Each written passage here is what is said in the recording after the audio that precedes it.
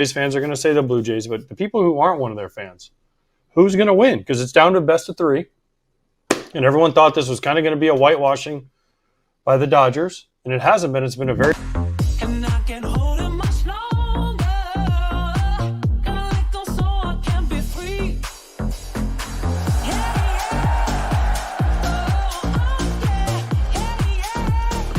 Best of three, baby.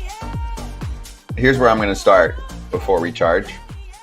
So I had a back and forth with a fan, and I've done this with a few of the great Blue Jays fans. You know how we always do a segment or a show like our post-game show last night, and you get the crowd that goes, oh, they love the Dodgers, oh, they love the Blue Jays, right? We get that almost every show now, which is great. That means we're doing our jobs. Yes. So I decided to engage with one. Oh, why? Because I enjoy it.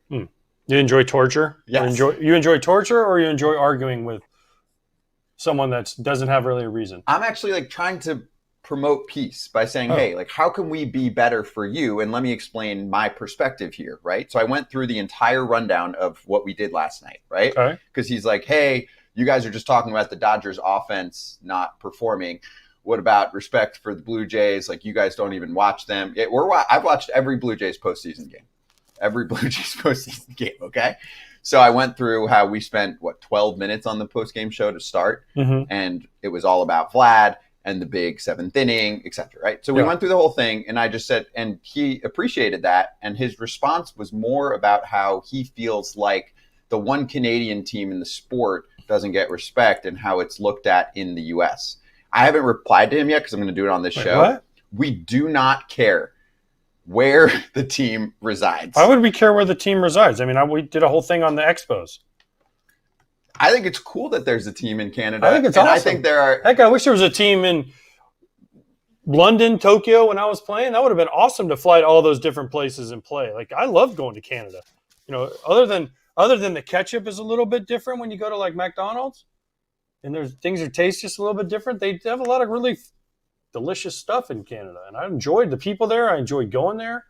I enjoyed the Rogers Center. I didn't hit very well there, but I still enjoyed going there. Well, I think, Kratz, for me, the perception from some is, they're just paying attention to their own country. And if you're in the country, I know with us three, you would think completely differently. If anything, you can make a case for some of the teams who maybe are in super small markets and their owner doesn't give a crap, and so they're never relevant, right?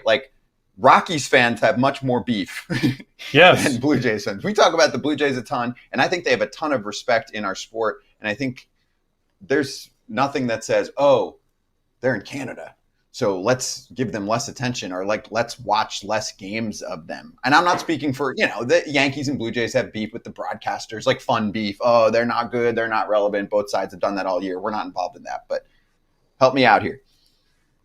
No, I could really care less where the team is. It's besides AJ hating the Cubs, I'm pretty sure there's no way we're going to cover any team less that's in the World Series. If it was the Cubs, maybe we wouldn't cover them. But no, we still would. We would cover them. You're right, we would. But no, it doesn't matter that they're in Canada. They could be in Buffalo like they were in COVID, or the year after COVID. They were in Dunedin. They're a big league team. As long as they're a big league team, we're going to give them just the same amount of love and the same amount of hate as we give any other team. Thank you. That's all. So I'm not complaining. It's not like a back and forth fight. I just wanted more for our Canadian fans to know that we love you just as much. Yes. And with that, let's charge. We have no problem. Charging the mound. And with that, we're going to start talking about the Dodgers. Well, are we? Why? No, we can go either direction. This is just a 10-minute preview before we talk to Ken Rosenthal. Oh. But after our post-game show, which we'll do another post-game show after the next game, Game 5. But after our Game 4 post-game show, Dave Roberts spoke and said something that was a big topic on our show. I'm going to sleep. I'm going to think long and hard at night about any potential lineup changes. Okay. To me, that means he's going to make at least one change. When you start saying that, I feel like one change. What's the change, though? It's call for Pajes? I was up, couldn't sleep last night, and started looking into Kim and his numbers because I'm like, why is he completely irrelevant in the postseason? They don't think that. I think he'd bring a spark. He's definitely going to. I like that idea. Let's figure out a way to get Kim in the lineup. Kratz, what about you? No, I don't think they'll go that far outside the box. For some reason, I don't think they've let him. I think my suggestion the other day, if Tommy Edman is completely out, like he cannot go, he can't go to center field, then the change is probably Call. I think that's kind of a boring change in my opinion, because he's gonna have a tough righty on righty. I think Kim would give you a little bit of that, 2019 Dodgers platoon advantage that you're looking for. Okay. Yeah. So we'll see what he does.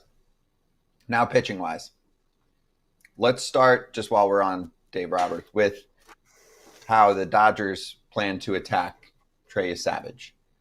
Not swing at the split. Not swing at the split, but it's a really good split. And how difficult is it to differentiate a splitter like that from a heater? Really hard from the angle he throws from. The split is always the hardest pitch. Was always the hardest pitch to figure out, because like when you face Tim Hudson, right? He'd throw that low sinker, and then he'd throw the split that came out exactly the same, and it just started on the same plane and went down. One of them kind of ran away, more of a two-seamer, and this was the speed and the movement. It was velocity and movement. But it comes out of the same exact slot, because when you teach somebody to throw a split, right? Yeah. So let me grab this ball real quick. Like let's say you hold your two-seamer like this, right? With the ball, and then you just take the same grip, but you just choke it a little bit more like this. And everybody, you teach them to throw it just throw it just like you're throwing a fastball as hard as you can, and just rip it down. And it's the more of the ball being back in your hands that slow it down.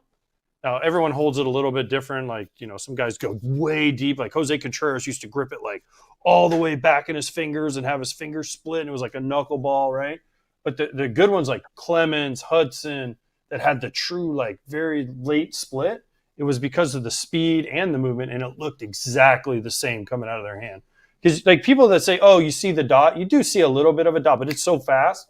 But the split and the fastball look exactly the same, because they're supposed to, now some of them don't, but it's so quick that you don't see anything, and it just goes, and then you're like, oh, get the ball up. Well, then if now guys throw high fastballs in splits, so you're like, oh, make it go up, and it's 98 of your chest, and you can't hit that either.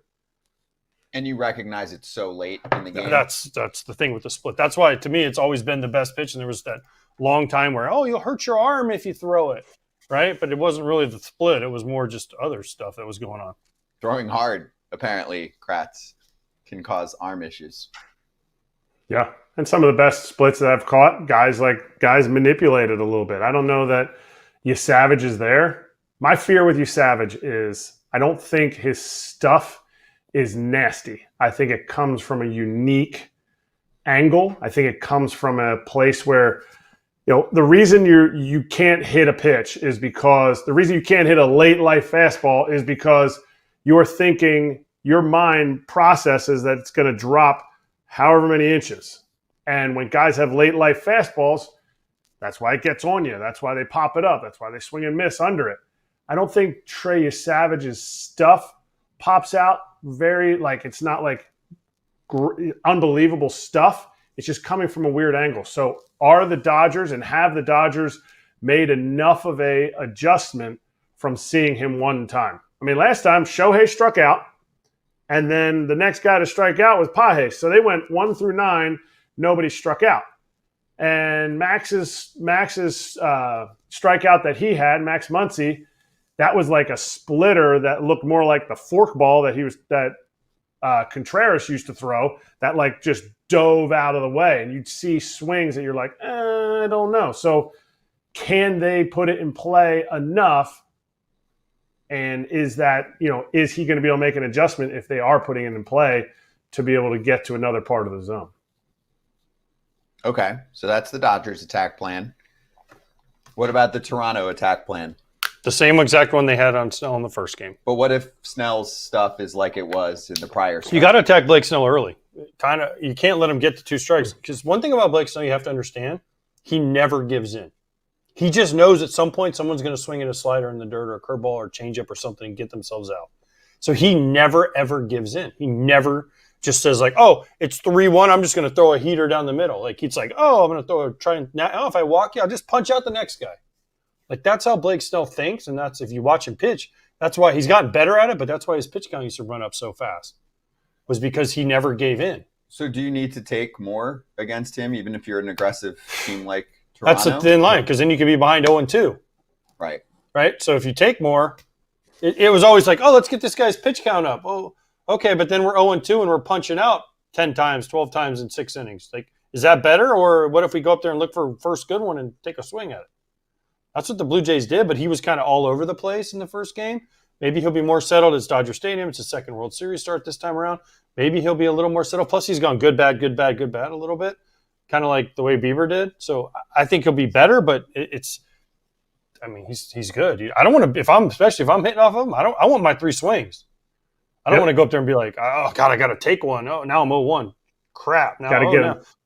Yeah, like – get him out in front. Like, if I was facing Jamie Moyer and we went into that with his 70 – and I'm like, I can put this ball in play more than likely, then I get it, right? But it's not against a guy that can punch you out on 3 pitches. No, I want my 3 swings. He doesn't like to give in, so then if it's 3-2, is it in your head that this is a guy that often won't give in and there's a decent chance, maybe more so than most pitchers that you face, that he's just going to bury something in the dirt even on 3-2, Kratz, and try to get you to chase? No. Can't do that. No, I mean, not giving in just means – he's confident in throwing all of his pitches. He can throw them for strikes, but there's not just – he doesn't need to just throw a get me over. And I think we talked about it in game 1, and I think the Blue Jays did a good job. Part of being aggressive is you got to catch him out front. Everything is going to be going in a downhill plane. That slider has been nasty besides the last time out. And even that heater up, you got to catch it out front. You can't be like, ooh, I'm going to wait and let this stuff get deep. Because by that time, the pitch is finished and you're cooked. So I think guys that catch pitchers out front will have success. And that's where they got to stick to that. And part of that's being aggressive. I'm excited for this. So is Ken Rosenthal. He is on the scene, and he is getting checked in right now behind the scenes. So we'll talk to him in 2 minutes.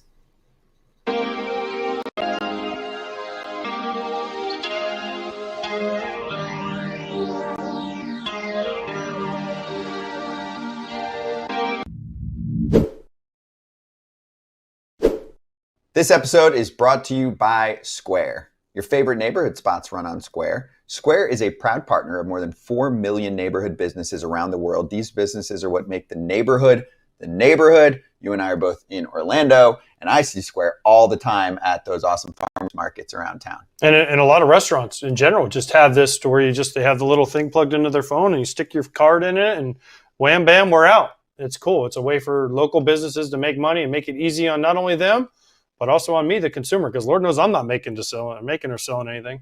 No, and it's a tap or on your phone, you double click. You can even insert your chip if you want to, swipe it. It's awesome. Yeah, it's changed the game. You can go to square.com/go/foul to learn more. But before you do, go support your favorite neighborhood spot. You'll be happy that you did. Again, square.com/go/FOUL to learn more. Square. See you in the neighborhood. Get after it, FT fam. All right, before we get back to the TV crowd here, minute and a half. Shane Bieber, this from Mitch Bannon of The Athletic. Shane Bieber said it was Scherzer who prompted his offering to be available in that 18-inning marathon. He said in the 11th or 12th inning, Scherzer went to him and goes, quote, "Beeps, if this gets squirrely, you could tell the wheels were turning." And he's like, "Can you pitch?" Veteran guy. He knew it wasn't going to be him because he pitched that game. So he's like, all right, who do we got left? And he's like lurking. He was looking for anybody. He's smart, though. It's like, "Beebs, can I interest you in pitching in this game?" But hey, that's what a veteran. That's what veterans are supposed to do. For. When you sign a guy and you're like, "Hey, this guy is worth more than just what you're getting." Teams don't understand that. That's why Imagine veteran guys are going away. Won. They're like, "Oh, we can sign this veteran for $2 million, or we can sign this rookie guy, bring him up for $750." Yeah. The experience is what teams used to do, and they used to use these guys for. I remember when I first came up, we had Ron Coomer, Terry Steinbach, Brent Gates, Denny Hawking was a guy that was around for a while. Like, these were the guys you sat down, Tom Prince, you sat down and talked to him for a long time. And you would talk baseball with them, and they would teach you things, and they would explain things, how life works and how the game works.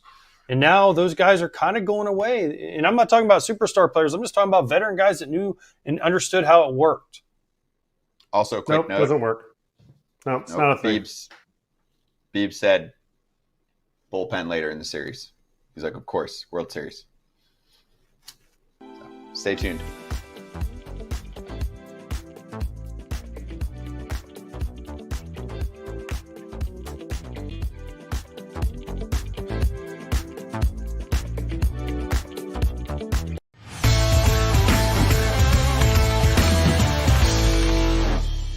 Inside Scoop Time with Ken Rosenthal from Los Angeles. Ken, good to see you. I'll start big picture and then we'll focus on a couple more detailed topics. So the column you put out this morning is titled, As World Series Pressure Tightens, Resilient Blue Jays Insist on Keeping Things Loose. Just from judging that article by its cover, doesn't every team try to keep the World Series vibes loose? Or do you really feel something different with this team? Because you've covered a ton of these. Both. And I addressed this in the article. Great teams always talk about how resilient they are, how they overcome the odds, how people are against them, all this stuff. But the Blue Jays have demonstrated this time and again this season. And as I wrote, and I said last night on the broadcast too, led the majors in comeback wins during the regular season.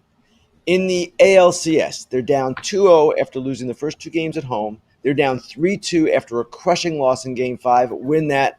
So what they did in this game last night without George Springer, with a pitching matchup seemingly favoring the Dodgers, what they did was in character. And yes, all teams like this do have a certain resilience, and we know that.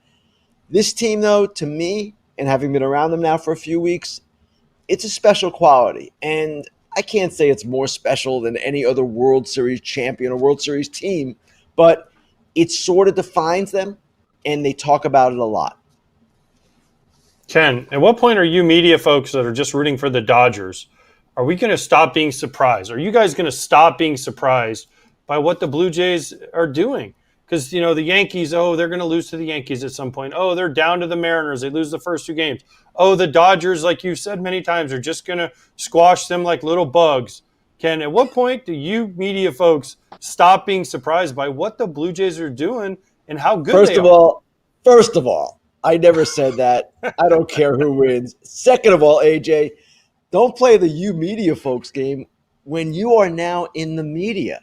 Now, what you're saying, though, there is a certain validity to it, not just among the media, but among fans.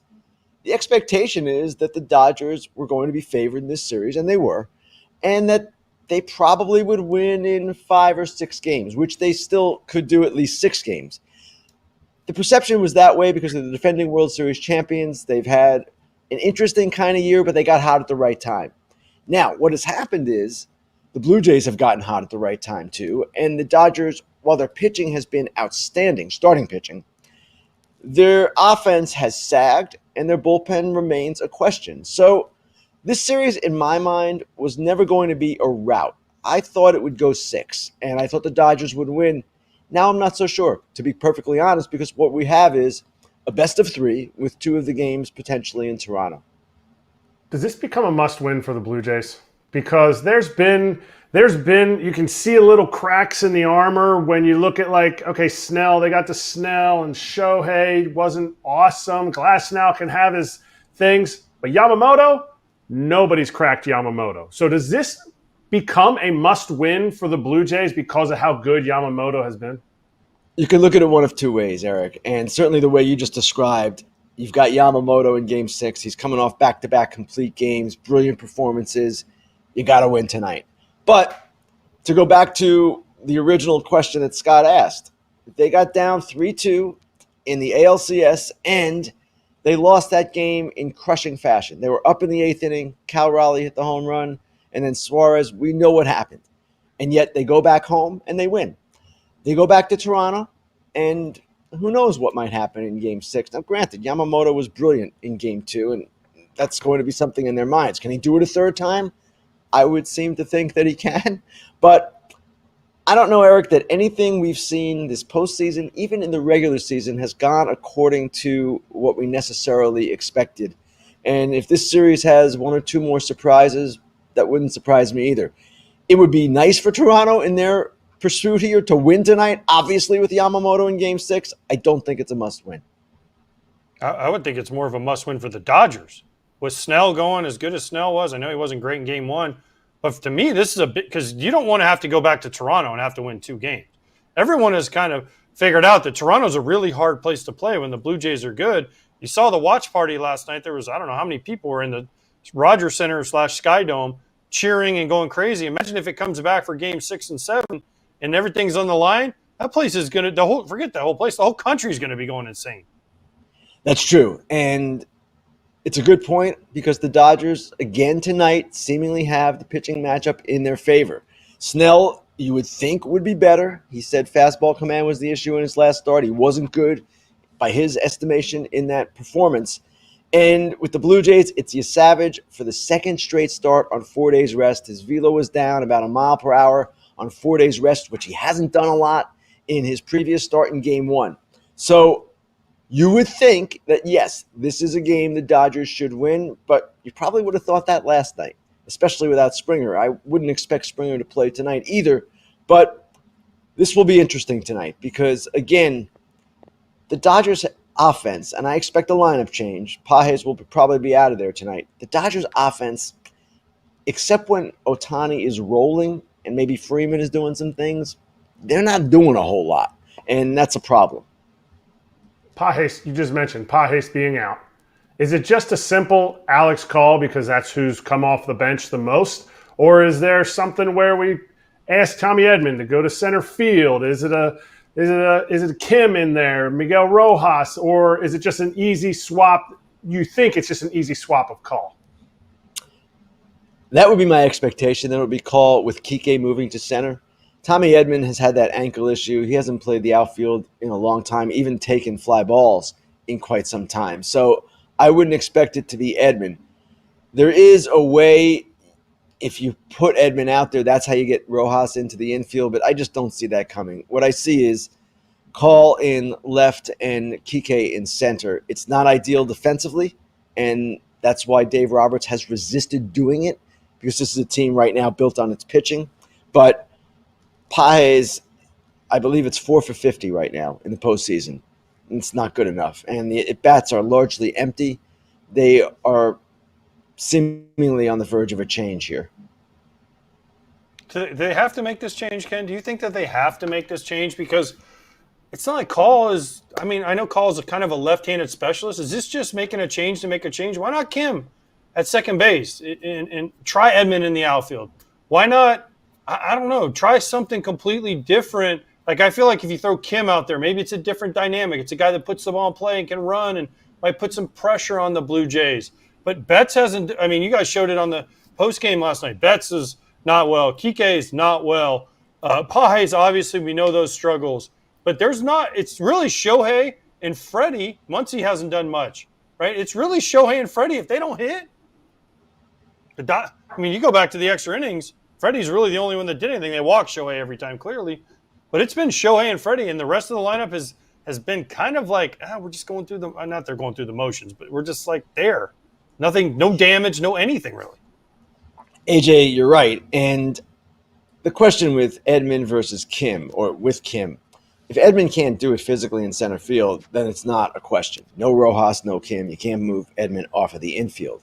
So – you ask if they have to do it. No, they don't have to do it, and you can keep your defense intact. But essentially, you've got a dead spot right now in front of Ohtani. And the way they are playing, in my view, they need a jolt.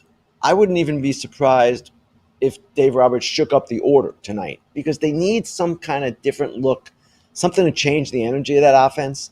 And obviously, one good night would change everything, right? That's how the postseason works. You look at it differently. But they really haven't had a good night in a while. They're averaging since the wild card round, 3.75 runs per game.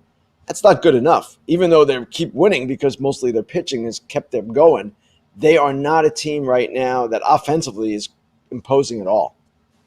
Is there a chance Springer gets an at-bat in the rest of the World Series? Because if not, is the fear of him looming, like, he had his uniform on, even with a shirt over top of it, better than Loper Fido being activated, and then they have more options off the bench. They're knocking on my door here, guys, even with the privacy sign on. Housekeeping. I don't believe Springer will play again. Ken, but you want your pillow fluff? They're holding out hope. And the way John Steiner described it to me last night in the in-game interview was, hey, he made progress today. We think he may be a go tomorrow. I don't know that that's true. And we'll see. The truth will come out in the lineup when we see the lineup. But he is a guy that is really tough. We know that. We also know that obliques are really tricky, and that's what he's dealing with, or seemingly some kind of issue in his side. And because of that, I just can't see him recovering that quickly. The kneecap, that was bad, right? And he came back with only a day off between games 5 and 6 of the ALCS, but it's really hard to do when you've got a side issue and he swings as violently as he does. So I have a hard time believing that he's going to play, and if he does, more power to him. I remember David Popkins, the hitting coach, saying in the ALCS after he got hit in Game 5, you're going to have your Kirk Gibson moment. This would be, I don't know, Kirk Gibson times 2, because Springer already had that moment in Game 7 of the ALCS. Ken, by the way, the Blue Jays, I mean, I know Springer has been great for him in the postseason, but Bo Bichette stepped in and is doing a nice job as the DH. It's not like they didn't have anybody to step in, and it actually it improved their defense and kept their offense similar to when Bichette was out and they had Springer. So it's not like it was the end of the world, and that's a good thing for the Jays organization that they had the depth to do that. Now, we've talked about Snell. We've talked about Yesavage. What about the bullpens? I thought, Dave Roberts threw a lot of his guys out there other than Sasaki yesterday to try to keep them in that game, whereas the Blue Jays, they use Bassett. I mean, they use Varland every day, so that doesn't really count, but who's more ready for this Game 5 on the third day? I feel like the Blue Jays might be in a better spot bullpen-wise after the 18-inning game and then yesterday than the Dodgers, because the Dodgers did use a bunch of their guys up yesterday to try to keep that game close. Yeah, I'm still not in love with either bullpen, even after the 18-inning game, which was a tremendous performance by both, and you cannot take that away from them. But you're right, AJ. Based on last night and the way it went down, yes, maybe the Dodgers used some of their guys to an extent that they weren't going to be comfortable with using them today. But Bassett threw 2 innings after 1 inning the night before, I believe, only 20 pitches. He is a guy that has a rubber arm. He can pitch, so that's a good sign for them. Fluharty, of course, was really good last night, and they're going to need him to be really good because Brendan Little, he's given up 2 huge homers in the postseason now. So from the left side, it's really Fluharty and Little, and you don't want to use Little. And the other one is Erik Lauer, but he's more of a long guy, and of course he threw 4 2/3 innings in the 18-inning game. So I'm not sure I would give either team the edge with the bullpen, but the Blue Jays, because of what they're doing right now, and Hoffman not being necessarily a big part of the picture so far, except a little bit, yes, they should be well positioned. Ken, good stuff. That was your call from the bullpen that you ignored, so you can tell them to leave you alone. You made your own what did bet. you do? I want to know what Ken did during the 18-inning game, because first of all, I did a proof of life check on Ken in about the 16th inning because I hadn't heard from him in so long. So, and I think Hazel May asked for pizza. So did you have pizza sent down there? What did you do during this 18-inning game? Because after about the 6th inning, Ken, you were non-existent. So that's why I text you. I'm like, Ken, are you alive down there? First of all, everyone, A.J. Pierzynski during the 18-inning game was being A.J. Pierzynski, texting me like, why aren't you on the air? Why? It is not my No, that is choice not what I said, when I'm Ken. I text you. You said, are you awake? Is what you said. Yes, are you awake? exactly. I knew where you were going with it, and I'm going to hang up right now, A.J. I knew where you were going with that, and you were being A.J. Pierzynski, and I wasn't going to play your little game. Bye. Bye, Ken. Ken, have a great show tonight, buddy. See you guys. Thanks. Yeah, good stuff. Ken Rosenthal on Fair Territory on Friday for the Fair Territory superfans. Playoff scheduling is different. Friday before Game 6, you'll have Kenny Ball Game on there with Alana taking your questions. Be right back.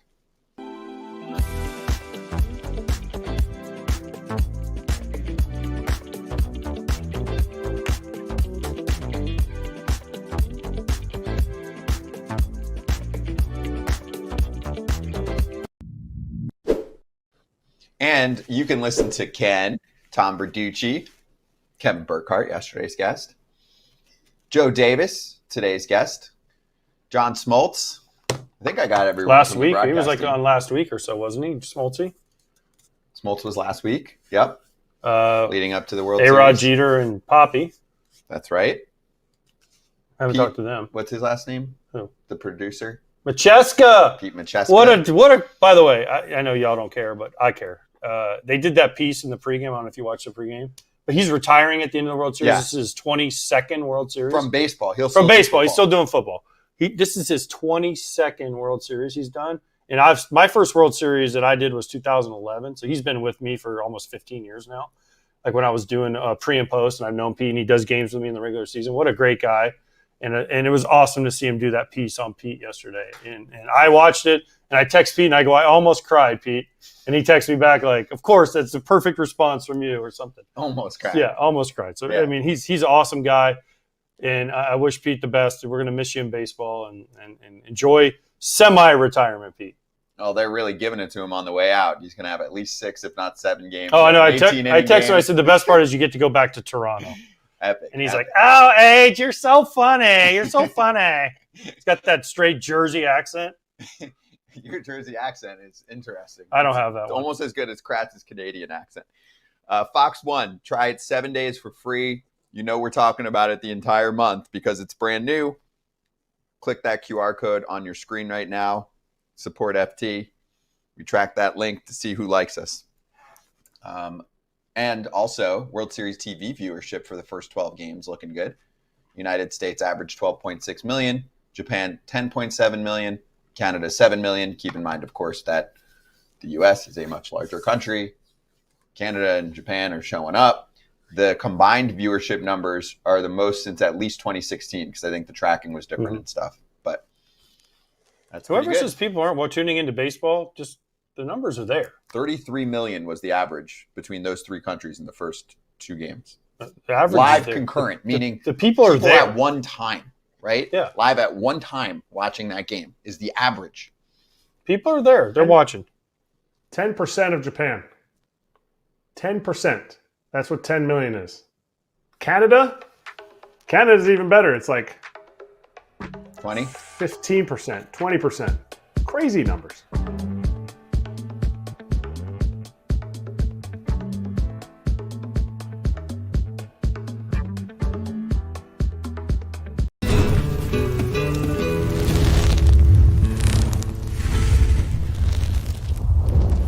Whoa.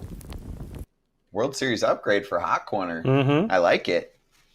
You can Beautiful. upgrade your seat too in Toronto if you would like to be in one of those suites. Bill Shaken wrote about it. You guys know about it. So he I would said, do this if because it seats like how many people? in Toronto. 5? By the way, If it Shaken is sleeps talking about it sleeps 5 people, right? yeah. Okay. Yeah. So if it's 6,300, that's like $1,400 a person ish, right? Well, a seat at Toronto in Game 6 and 7 is probably going to be around that. And in a hotel, you can get room service. You ain't got no lines. You got your own restroom, and those have pretty good views of It the does. field. Yeah. Because I've It's less been in than one. that. We used to stay there. It's not like far out. I mean, what's the comparison? I was going to say Wrigley, but that's not that far out either. It's pretty close. Closer than the This press is- box. these are This on- is like built into the ballpark. These are on the field. Trust me, we used to stay there, and guys used to get these suites, yeah, and you used to go in there and look down. It's pretty awesome. it's cool. And it's so he said during the World Series, the nightly rate for these rooms starts at $3,999. There's a view from someone who doesn't know how to hold their camera. Well, they were trying to catch the ball. Oh, good job. About $28.50 in US dollars. But that's regular season. And here it No, says during the World Series. Oh, it's only $4,000. The one I saw was $6,300. I thought Yeah. $4,000 for five people can sleep in there, dude. Let's do it. That's We'll fly to, Canadian. we can fly to That's Canadian. Toronto. Oh, that's Canadian. Oh, that's US, it's close to 3,000. oh wow. Yeah, sign us up, Mark. Let's go get our flights. Let's do it. FT live from the Rogers Center Hotel. I get the room. You guys sleep on the floor. In the bed. Okay, perfect. You know where I would have actually liked to watch the game from? I don't know how well the view would be. From the CN Tower if the roof is open. With binoculars. Yeah. I don't know because I've been catching, and they have those people that walk around the outside of that thing. And I've been looking up there and I'm like, man, I mean, I can see the people. With binoculars, you can see the game. No? I'm sure, yeah. I'm sure. My question was always, we always asked this when we looked up at the CN Tower, if it fell, which way do you run? If it's falling on the sky, like if it ever, God, I mean, hopefully it never happened. God forbid, it'd be awful. But that was always our question. Baseball combo. Just during the game, we don't. When the roof was open, we'd look up there and be like, if that thing starts falling, do you run to the outfield or do you run under the tunnel? Like, which way do you go? Because it's right there, like the Rogers Center, and then the CN Tower is like right here, and there's people up there doing the skywalk thingy. I stand completely still because it's going to fall somewhere else, not right on me. Like take the pitch right down the middle. Wait, but for people that want to know, like, oh, when I see Kershaw and Ohtani chit-chatting in the dugout, we talk about everything. You think they're just talking about the next AB? Sometimes, but most of the time, they're coming. We're talking about everything, anything and everything you can think about. Yep, everything, anything and everything.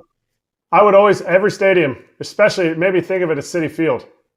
What if a plane came into the field? You see it coming. Which way do you go? Do you go back deeper into the stadium so that you're in a bunker? Do you run out onto the field and hope it hits the bleachers? It's a thought process. Got a lot of time. I hate to be so morbid, but yeah, it's just what we talk about. We talk about all kinds of crazy stuff. Mm-hmm. A couple other details. There's 55 of those rooms. We're not getting paid to promote this. We're just telling you about it. And the clip we showed earlier. Hopefully they've renovated since the last time I was there. It was a while ago. They were kind of old. Right? I think they have. I think there are 2 stories too. I thought some of them were 2 stories you could even have. That's not all of them. Not all of them. Some of them were though, I thought. There are options. There's suites and then there's just regular rooms. And when I played there in 2014, that's the only time I ever stayed there, they were like the basic place. I mean, it was a sliding door closet, a bathroom, a bed, and some carpet. And they were pretty basic, bruh. In March, that was what we showed you, the clip of someone getting a baseball from Colton Cowser, chucked them a baseball. We also have a little clip of some people enjoying their suites. So since the Jays are on the road for 3 games, the Rogers Center is hosting watch parties on their video board for people to come into the stadium and watch them play. Pretty similar to coming here for a regular game. You're just watching it on the video board rather than seeing the players actually play. Here's the most important thing. $15. It all goes to Jays Care, and every ticket holder gets a free small popcorn too. So you're getting a lot of value and a lot of great vibes. It truly feels like a real game day here. All the concessions are open. They got the merch stands. You can grab a glizzy and sit in your seat, and all of that for $15, which is not something you can really ever do at the Rogers Center. It's amazing. The tickets are affordable, so all the real fans are here. This is the best watch party I've been to, way better than a sports bar. It's been amazing. It's been so fun. The energy is absolutely electric. We've done like GA tickets. We've done some of the clubhouse tickets. So the atmosphere here is pretty comparable. It's a lot of fun.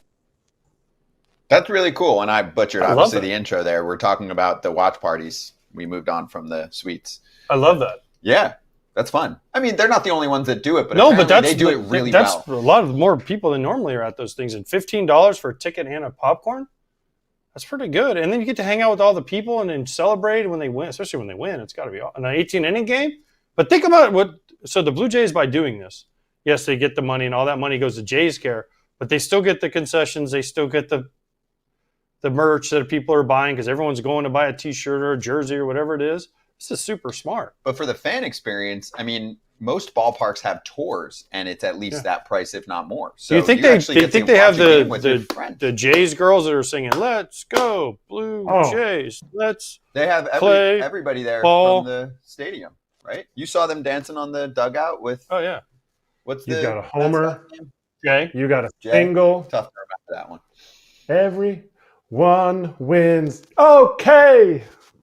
Blue Jays, let's play ball. Yeah.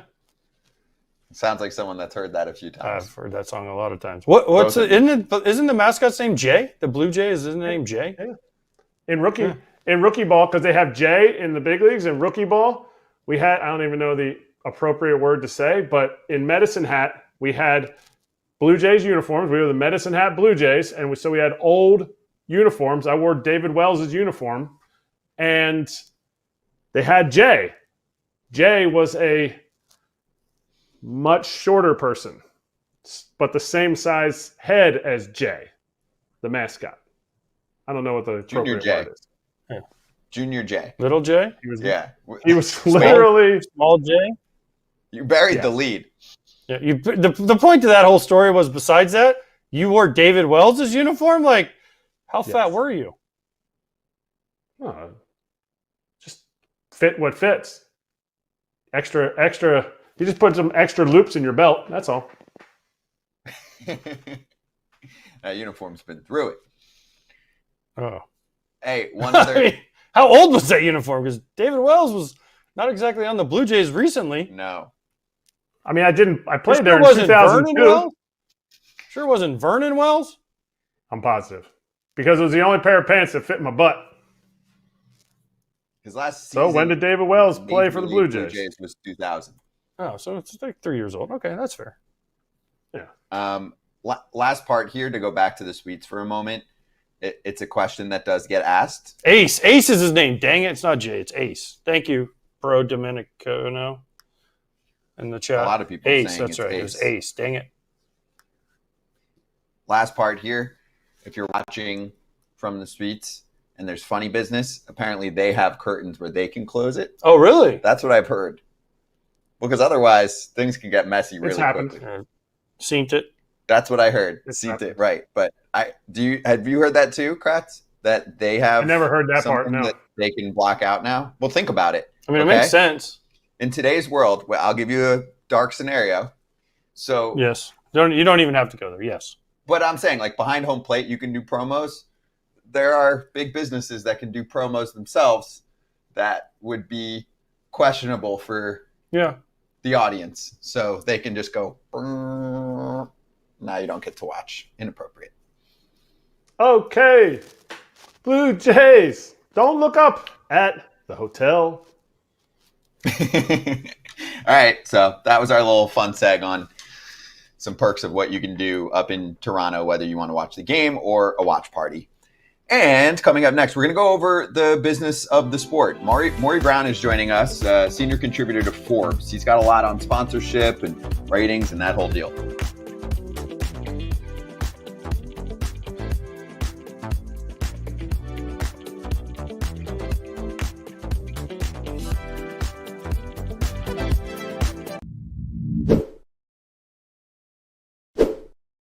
This episode of FT is brought to you by Huel. Cheers. Cheers. We got a new Huel edition here, the Daily Greens. I've got blueberry, lemon, and thyme. You've got? I got myself peach and hibiscus. I love peach. This is delicious.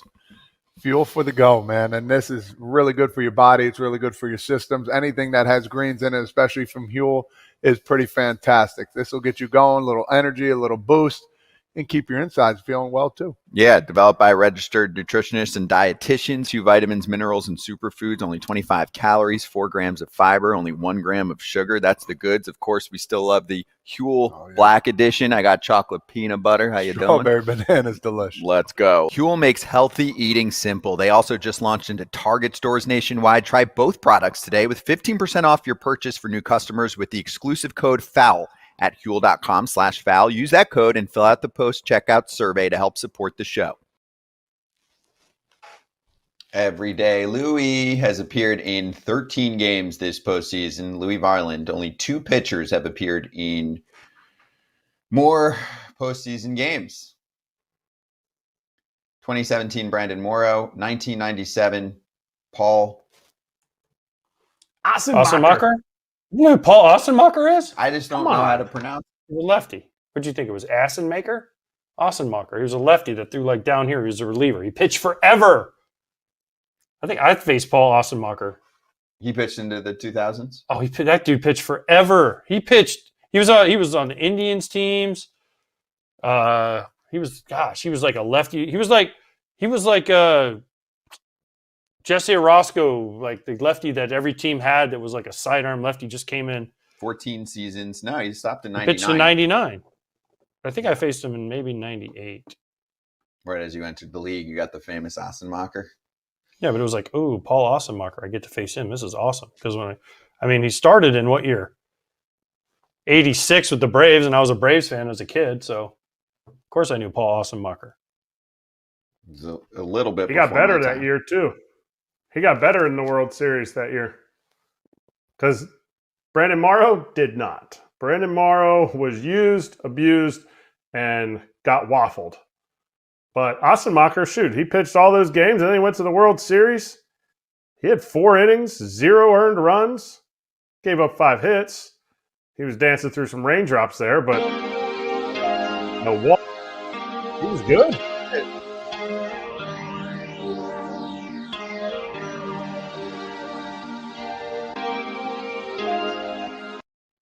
Huh? We're back. What's the record? Look. Sorry. We'll look. Okay. Maury Brown joining us right now, senior contributor to Forbes. Maury, great to have you, and hope you're enjoying the World Series. Your thoughts so far? I think it was a lot more competitive than I anticipated. I thought the Dodgers were going to go in and run ramshot, mostly due to pitching. But I think that it's been largely exciting. I mean, we've got a doggone series, guys. I think the thing that's most amazing is that we're going to have a World Series begin and end in Canada, and we've never seen that before. So, yeah, I think it's good. I think that it's great for the game. Maury, we enjoyed your article and tweet about the business of baseball and the World Series, but let's start with what you put out there last night. Can you explain to everyone how MLB sponsorship works and how much it's up this year and why? Yeah, so the story centers on team sponsorship, right? Which this is a little bit different than the league sponsorship. So if you think about this, the number I'm going to give you, add more to it. So just for the clubs, for the 30 clubs, it exceeded $2 billion this year, which is a substantial amount, right? I mean, it's climbed over 60% since 2022. So you ask yourself, how in the world does this happen? Well, there's a lot of business sectors that get involved. Financial, as you see in the graphic right there, leads the way. And when talking to the folks that put this report together, Sponsor United, about this, I asked, why is this? Why is baseball doing so well? Baseball is the only sport other than the NFL that has exceeded this $2 billion threshold. So why? Well, it's largely been conservative. I mean, it's a family sport, it's really family oriented. It's in the summer. I think the changes to the game have absolutely made more engagement, and that's involved a lot more sponsors. But look, guys, the biggest driver in all this is the Dodgers. They have 20 Japanese sponsors this year. And that's obviously due to Shohei Ohtani, but also Yamamoto and Sasaki. So you add that together, the Dodgers have been the outlier that have made this extreme growth that we've seen over time. But I mean, it's a cash cow. It's something that I think is largely underreported. We look a lot at television, which of course is still super important. But the way that baseball has continued to grow, Major League Baseball, to, I would assume we're going to get to $13 billion in gross revenues next year. I mean, when people say baseball is dying, I don't think they really understand what that means. Well, listen, but Shohei was bad for the game when he signed with the Dodgers, and Yamamoto signing was bad, and Sasaki signing was bad, and we need a salary cap, and we need Dodgers are bad for baseball. Everything you're telling me, first of all, there's teams that have money. Second of all, the Dodgers have been great for not only the Dodgers, but for every other team if they're bringing in all this money, and then they have to give it to the Pirates, and they have to give it to the Rays, and they have to give it to the Marlins. So I don't know why people say baseball is dying. Viewership's up, revenues are up, sponsorships are up. I just don't. I agree with you more. I don't understand why people keep saying this other than to sell a narrative that's false. Yeah, I mean, the idea that there could be more economic parity, okay. I mean, it's not going to come with a salary cap, guys. I think that what you're going to see is an attempt to have that happen. But again, I think that what you're going to continue to see is tightening up of the system that we have now. I think that'll just continue to be happening. I think one thing that does come into play here, if we don't have deferred compensation, and that really leans heavily into clubs like the Dodgers and the Mets, where they know that their revenues are going to be really strong over a long period of time so that they don't run into a position to where, they're over leveraged. That played a large part into the Dodgers being able to go out and get additional talent by deferring that salary for Shohei Ohtani. So, it's good for the game in the sense that right now we have star power in the World Series, and that's great. I'm sure that there are a lot of clubs out there that want to have this. But guys, I mean, I don't know how to tell fans. There's no way that a salary cap fixes the Pirates or the A's or the Rays. It will maybe help the middle class maybe a little bit more. It might, but even then, I don't think so. I think you would continue to see the usual suspects, the Phillies, Dodgers, Cubs, obviously, the Yankees, Red Sox. I mean, you're going to see those clubs year in and year out. But again, if I go back to that sponsorship money that we're talking about, while the Dodgers are far and away more, they have enough to basically fund another club, right? That's how far and away they have more sponsorship money. Right behind them are the likes of the Yankees and the Red Sox, the clubs that you would expect to see a large amount of sponsorship dollars, right? Large markets, big brands, historic brands. And that's why you continue to see that. Maury, how did the Angels completely screw this up? Like, it'd be one thing if Shohei was like, okay, he was in Milwaukee or Arlington in Texas or Houston, and then he went to the Dodgers like, oh, man, well, the big market, L.A. He was up in Los Angeles of Anaheim. I get it. But how did the Angels screw this up? And how, if you were to guess, how much money do you feel like they left on the table? The fact that essentially the Dodgers are bringing in enough money right now to cover his salary plus some, based on the fact that they had Shohei for the last 7 years.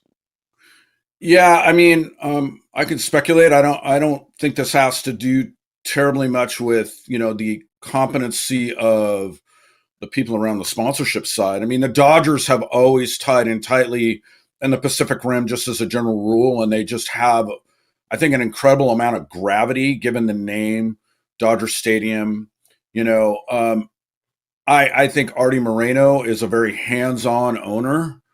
I think that has not necessarily played out well for the club, whether it's them trying to get a new ballpark or whether obviously the situation that we have going now with Kay and the situation with Skaggs and that whole scandal that's going on around a drug overdose. And, I don't know. I mean, I would say that if you're going to say screw it up, I think that it's largely around the flexibility that the Dodgers created with this deal. And they just have this incredible amount, I think, of, I'll say it again, gravity. They just have turned into the Yankees. And for those obviously old enough to remember, I mean, it was like the Yankees just seemed to own the universe, right? I mean, the Red Sox were right there. I think the Dodgers are that team now. And they're smart. I just, Stan Kaz and everybody at the top is not dumb. Everybody thought that when Mark Walter and Guggenheim Partners went out and purchased the Dodgers for what they did, that they spent too much. Well, I mean, come on, guys. And they're making so much money right now. They're going to make, I don't know, they'll make probably over the next couple, 2 or 3 years, I think that they could approach $500 million in sponsorship money. I mean, that idea that the Ohtani contract was somehow bad just did not look at how the business side of sports works and how the Dodgers have parlayed that into, obviously even more money. Let's think about this when we talk about a salary cap. If the Dodgers are making this much money now in an uncapped system, how much money are they going to be making in a cap system? And I think a cap system really really lends itself to the owners, right, to make more money. Otherwise, they wouldn't push so hard for it. Way more on a cap system. They would be profiting like crazy. And then what would happen, Maury, if you're a Japanese player, you would say, okay, money's going to be about the same because now my salary is suppressed. I'm definitely signing with the Dodgers every time because my marketing money is going to be 100x if I sign with them. And that's my question, even under the current system.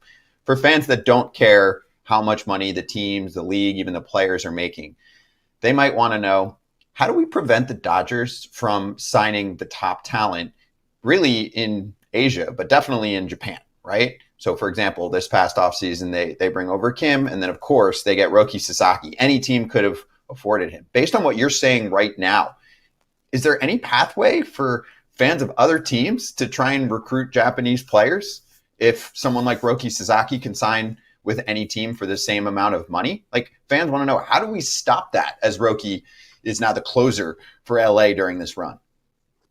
Yeah, I don't think you can. And the reason I say that is it's not like other sports don't have this problem. You just cannot create a wholly socialist system to where everybody's going to be on an even playing field. I mean, Ohtani pulls in pulled in $125 million in individual endorsement money. A lot of that is, of course, his star power, but the fact that he's in Los Angeles. And guys, we've seen this across all sports, right? I mean, maybe the NFL to a lesser extent, where a skill player can really move the needle quickly, but you're always going to see players go to larger markets. I mean, it's just, it makes for easier sponsorship deals. Now, that said, Cal Raleigh has the most sponsorship deals out of any player right now in Major League Baseball. I believe he's at 17. Now, his money's not approaching what Shohei Ohtani is, but I mean, the opportunities are there. And so on an individual level, as you'd say, him in Seattle, which, isn't a tiny market, but it isn't large by any, stretch of the imagination. I think that there are opportunities there globally to do that, but there will always be, I think, those larger markets, the New Yorks. I think New York, in some senses, actually hinders itself due to the media pressure, right? You just don't get that on the West Coast. It's just a lot mellower. As somebody that lives out here, you just don't see people living and dying that much by it, and there's not that much scrutiny. I mean, there's scrutiny, but not on the level that you would see if you were with the Yankees. And I think that actually lends itself to some players wanting to go to the likes of the Dodgers, right? So again, I just don't know how you can say, hey, if we put a salary cap system in, suddenly Pittsburgh is that much more attractive. I think that the problem for the Pittsburghs and the soon to be Las Vegas or Tampa Bay is that they're pocketing revenue sharing money instead of trying to be more competitive.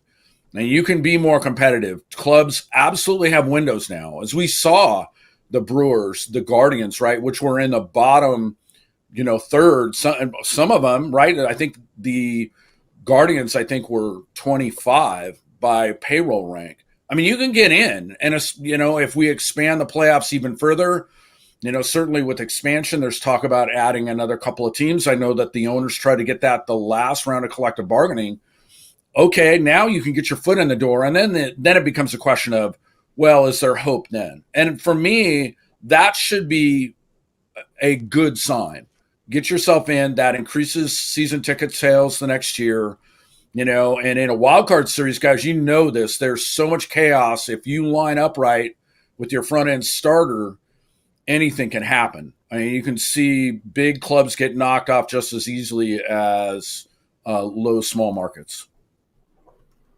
Maury, you kind of hit on this a little bit with Cal Raleigh, but who are the players other than Shohei that are getting some deals off the field? I know Cal Raleigh's a big one. You starting to see Skeens a little bit out there with the T-Mobile, and he does the Raising Cane's. It plays like, I swear, every commercial break, it's Paul Skeens eating a chicken finger, right? I know there's an LSU connection there with him.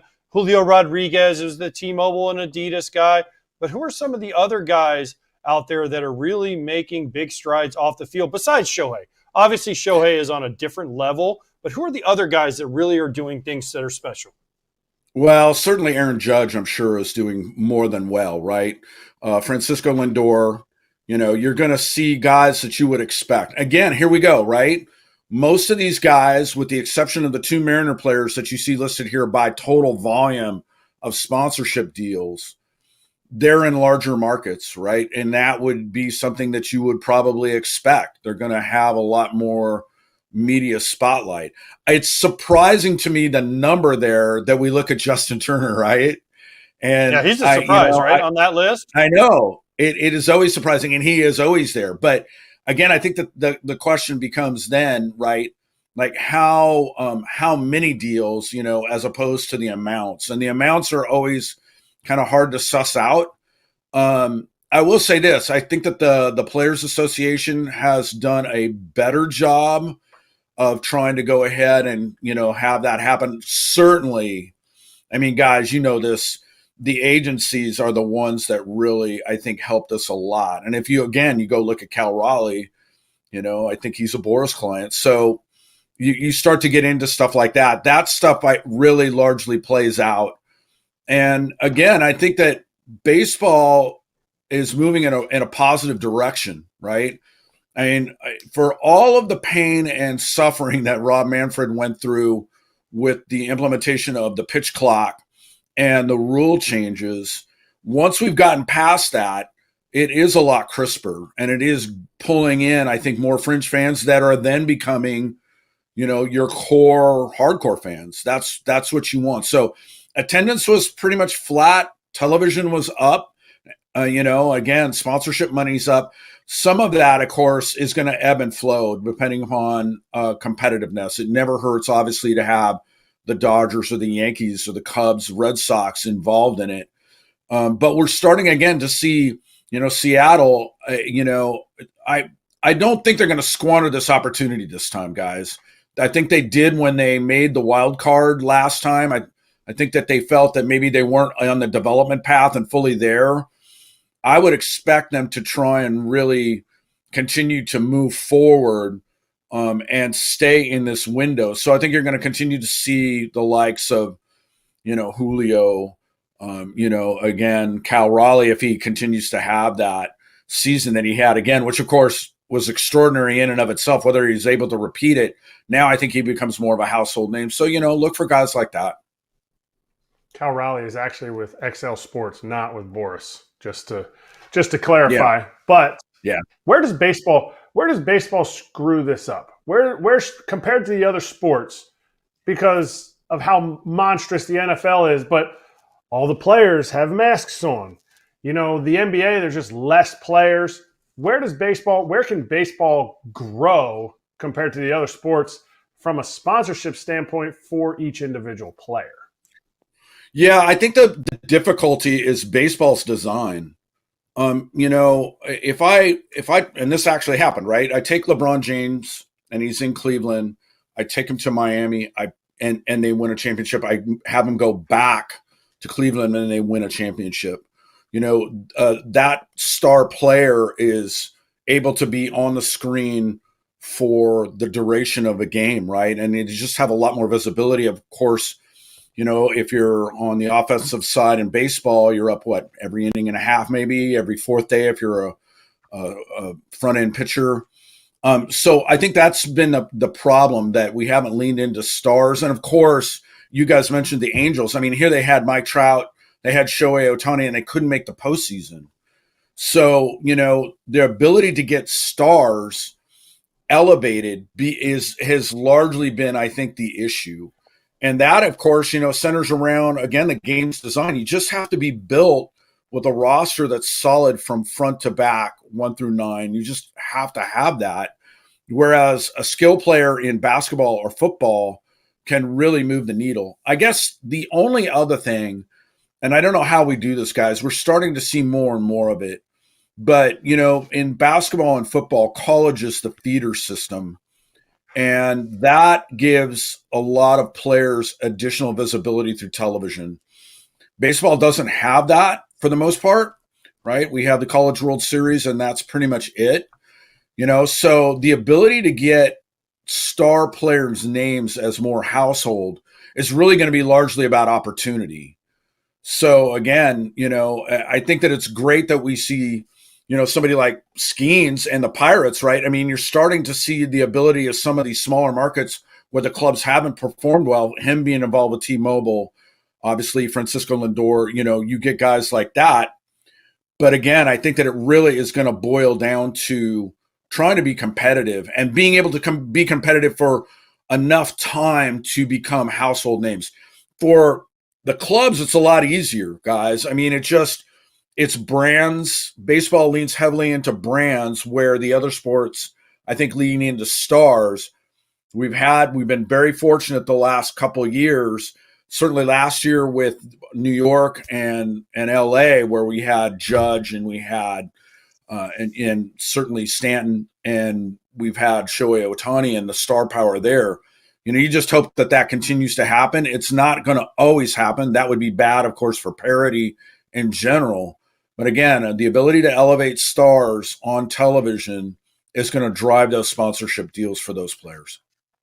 Oh, that's always been one of baseball's weak links, is trying to develop stars. Mike Trout, for years, people complained. Even Aaron Judge, as big as he is, he's out there a little bit, but he's not. I mean, we still have Ken Griffey Jr. running one of the biggest ad campaigns for a big company like Nike, and he's been retired for almost 20 years now. So that's always been kind of one of baseball's big misses, and it's a mystery why they can't figure it out. And I hope they do at some point, because I think baseball has great personalities, great stars.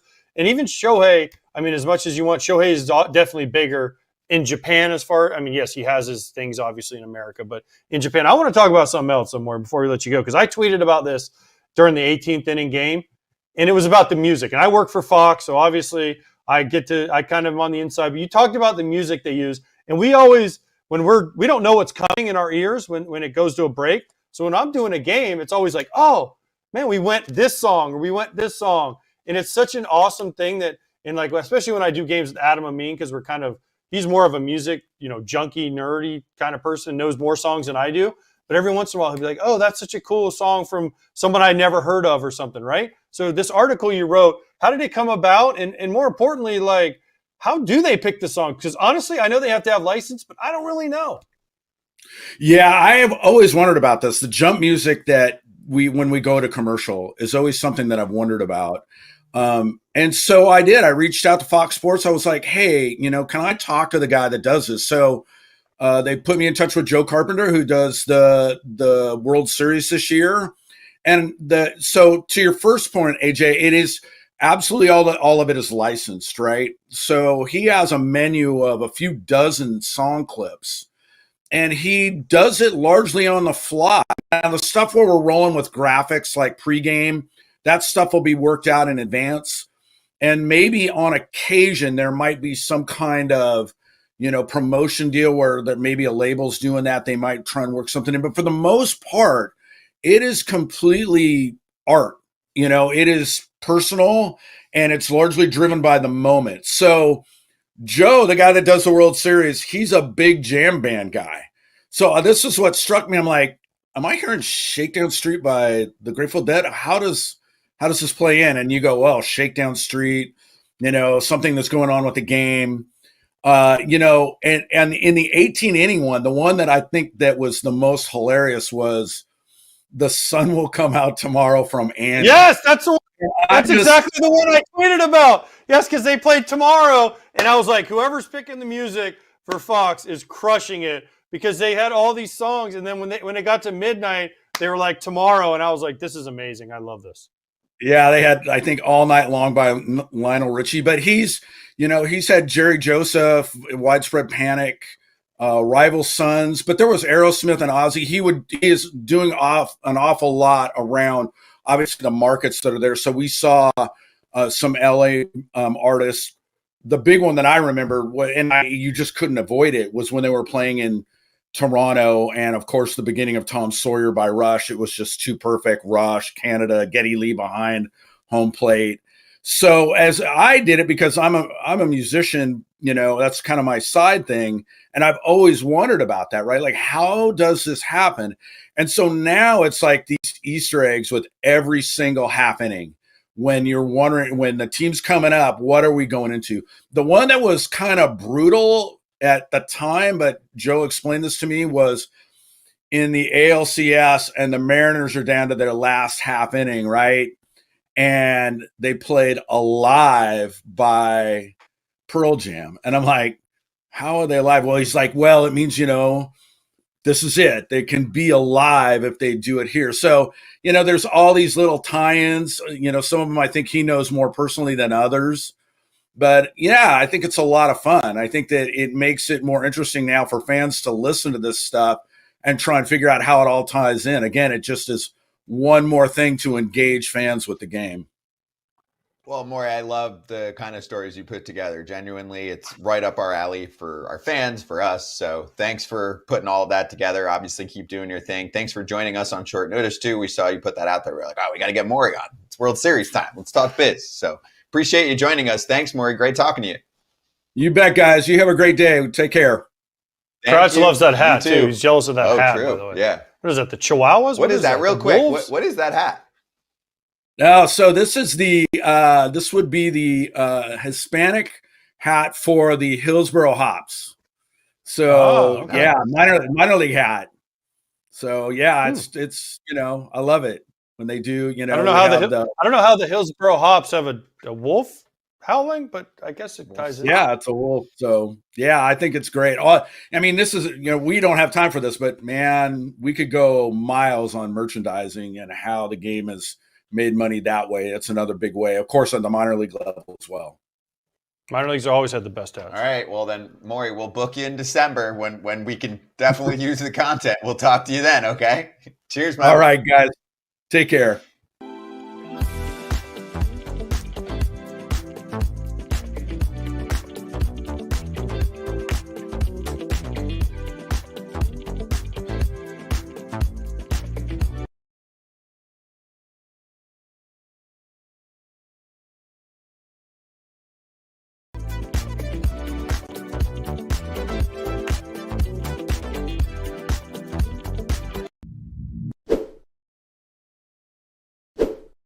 Hey, if you want to take care of yourself, your body, and everything that goes into health, fitness, and nutrition, Superpower provides Kratz what I would call the pro experience for the everyday person.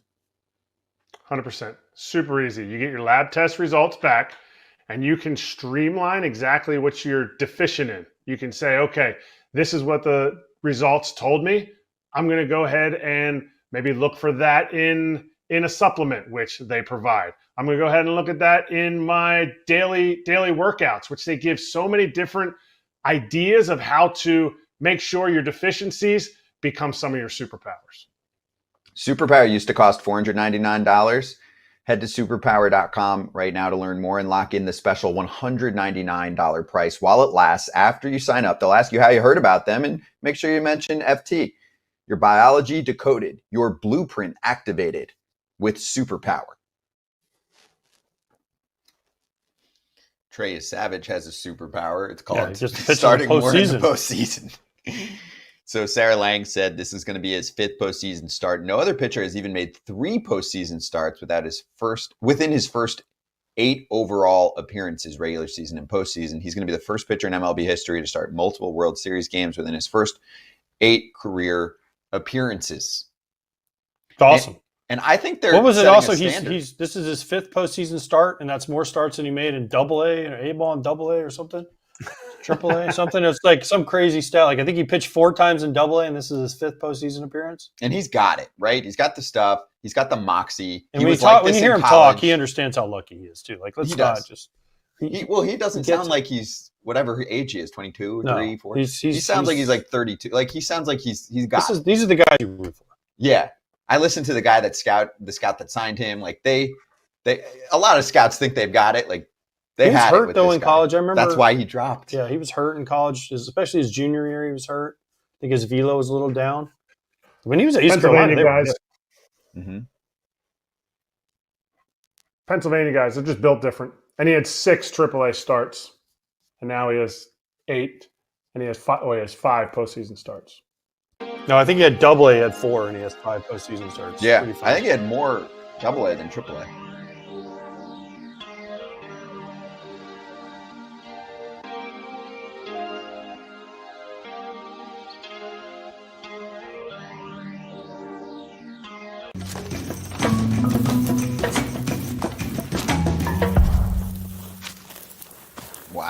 In the weeds, looking fresh. I love it. Let's talk Vladdy Jr. versus Vladdy Senior. His Hall of Fame father. Jason Stark writing a column about the differences between the two in the postseason, and the little guy's got him beat right now. So I played against his dad in the postseason. Okay. And 2005. And here's the breakdown, right? Vlad Sr., 188 plate appearances in the postseason, 9 extra base hits. Vlad Jr. has 10 extra base hits in this postseason alone. He's beaten Daddy-O. 15 games into October, Vladdy Jr.'s slash line is .419 batting, 500 on base, 806 slugging, a 1306 OPS. Well, he's having an all-time postseason. All time. He's having an all-time postseason. So yeah, that hardly anybody could keep up with that. He's having an all-time postseason. So his dad is in the Hall of Fame, and Vlad Jr. is on the track to be in the Hall of Fame. But yeah, he's having an all-time postseason, and he's already to a place where his dad never got. I mean, he said nobody has put a slash line together like that, and he said even if we lower the minimum to 12 games played, there's only 2 other names on the 400, 500, 800 slash line club. 2004, Carlos Beltran with the Astros, and 1993, Paul Molitor with the Blue Molly, Jays. my guy, That's Molly. That's it. So, okay, I'm going to use this example just because it's a recent one, and it will probably piss some people off, Kratz. But when Yankee fans get disappointed about a Judge performance, and I know he was better this year, right? But it was a small sample size, obviously. They're looking at Vlad Jr. being like, can he do that in the postseason? I mean, nobody has really done that, as we're talking about. But this is a superstar bat who is elevating in the postseason. Yeah, I mean, I think his hit tool, I think, goes underrated. I think his ability to hit, because if he hits close to 300, then they're like, well, where's the power? Then he hits for power. They're like, well, is he sacrificing average? I think you forget how young he still is. You forget how fast his bat speed is. You forget how good his zone discipline is. I think he's been a 1-to-1 guy his entire career. I had to 1 walk to every 1 strikeout. Like, that stuff's unheard of, and now you're seeing it on the biggest stage. My favorite part before the World Series was he had more home runs than he had swings and misses. Can that be taught? Probably not to that level, but he's already an elite player that's taking his game to another level in the postseason. That's like, it's unheard of, and that's why he's having a record-setting postseason. Do you know the hit tool grade that Baseball America gave him back in the day as a prospect? 80. 80, and they never give out 80s. We can ask on our show on Monday to JJ, but they never give out 80s. Like, that's why I didn't get an 80. Because he did? Because they never give them out. I mean, nobody gets 80s. I know. There's 60s, some 70s. Even 70s are tough. Mm-hmm. 80s is like, whoa, this is something different. And he's proving to be something different. They don't give out 80s. Like, it's like when you hear a guy that's like a 65, you'd be like, whoa, 70, he's going to be a perennial all-star type of player. And to get an 80 that early in, like, it was pretty – I heard a lot about him because my roommate, manager of the Blue Jays, had him coming up through the minor leagues. And he's like, there's some special dudes. He said this guy is extra special. Well, he's right. And Bichette's not far behind him when he's healthy. Hit tool-wise? Yeah. Yeah, it's up there. But you're seeing it. I mean, this is they were right though. Listen, tool. so for all the grief that we've given Blue Jays, well, not all of us, but you guys, for what? Not living up to the expectations. That actually is true. Up until this year, they did not live up to expectations. See, I didn't say that. Also, Scott a lot of people had them as World Series picks in prior years. They just picked the wrong year. I know. So, but they're living up to it now. They are, and they got a chance to win the World Series. So all those people that said when Bichette and Vlad get here, Jr., we're going to have a chance to make a run. Well, boom, here they are. Just in time. The sad part is Bichette might be gone next year, but at least they have Vlad for 13 more years, 14 more years. If they and he's doing it. Yeah, if they want Bo, they can keep Bo. Yeah, yes, agree. Especially given the year that they're having right now. I agree. They will. The Giants did that though, and it kind of led them down the wrong path. They kept some guys after winning World Series they might not have, should have, because of the World Series. But listen, Bo's young and Bo can hit, and Bo's a shortstop and all those things. So I wouldn't be mad at all if they kept Bo. If I was a Blue Jays fan, I'd love it. And to me, yeah, if you want to keep your core and the young guys, Vlad and Bo is the answer. They already handled Vlad. Mm-hmm. One other quick note about the Jason Stark article. He said the World Series matchup between Ohtani and Vlad, most expensive matchup in the World Series. $1.2 billion. Yeah. But really, technically less with the deferred money, net present value. But still, it's about $1 billion matchup between Ohtani and Vlad. I saw a stat. Vlad has 2 homers off of Shohei Ohtani. Shohei Ohtani has 0 off of Vlad. So, point Vlad. True. Vlad's 2 points, pitching. actually. Vlad's and actually, not yesterday pitching. was 2 points. It gave him the lead. So maybe 3 points. I don't know what the other homer was, if it was a solo or not. But Yep. Just saying. Vlad is probably the last position player on their list that would be pitching in a game. Maybe after Bo and Springer because they're banged up, but then Vlad's all the way down there. Maybe Kirk. I think Kirk might be low. Kirk's pretty far down there as well. He's got a catch. All right, coming up next, a little bit of spreading rumors. Just a few minutes on what we're hearing about one of the hottest manager candidates. Where is he going to land?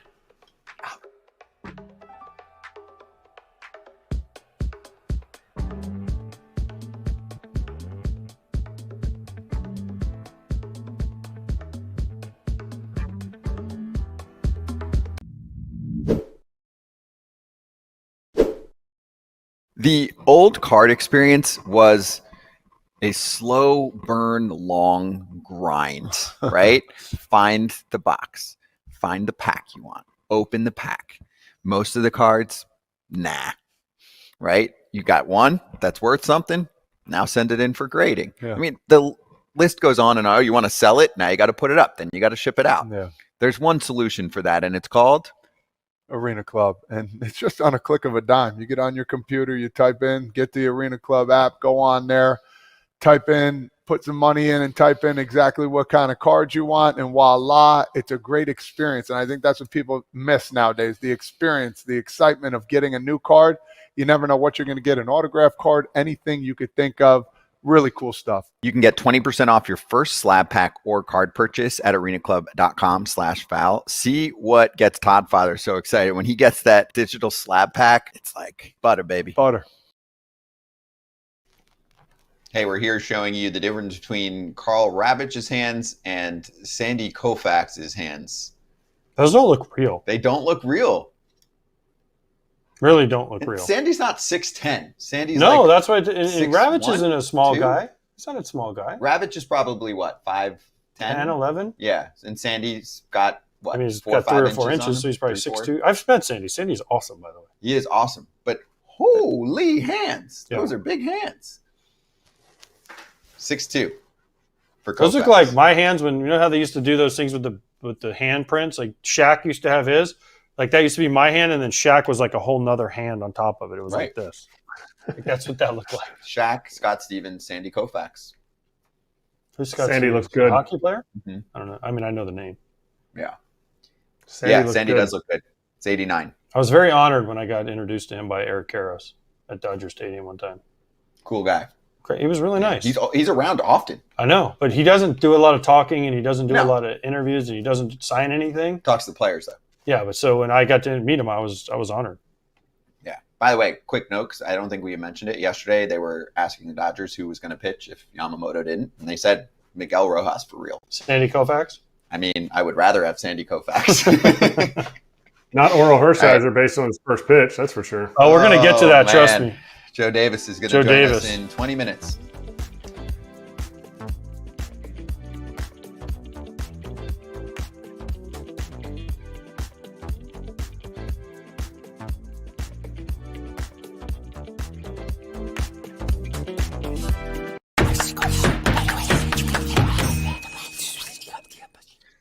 spreading rumors. There's reports out there that Albert Pujols is in the running as a finalist for the Padres manager role.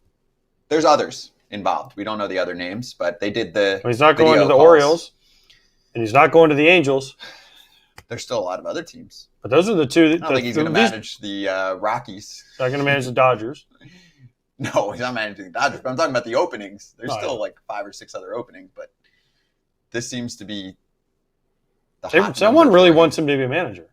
Like they're really trying to get Albert Pujols a managerial job. Yeah, somebody. Him. Well, I know him, but like there's a lot of other people that throw their names in these rings. Like we'll use Mark DeRosa. He's been begging for years to get a managerial job, and he hasn't gotten one.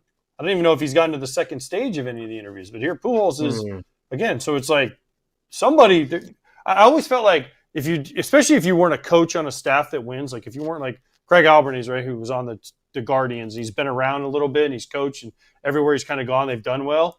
And then someone's like, oh, we really should look into this guy, right? Will Venable, kind of the same way, right? Coach under Bochy and coached or been around a little bit and did this and that. And then boom, Brandon Hyde was under Madden, right, for all those years. And Phil Nevin was under Madden and Boone, and then gets a job, right? But for Albert Pujols, the next player, I always felt like you either, one, A, had to know somebody really well, one of the front office people, or B, there's got to be somebody behind you, whether it's an agent, MLB, whoever pushing you to get a job. Mm-hmm. Like we need Albert Pujols in the dugout. Yeah, because Yadi Molina has been doing this. Mm-hmm. He's been kind of politicking a little bit, not as much, but he's kind of been doing it a little bit. I think the difference with those two, without getting into how you think they'll manage, is the media situation. Pujols now is putting himself out there.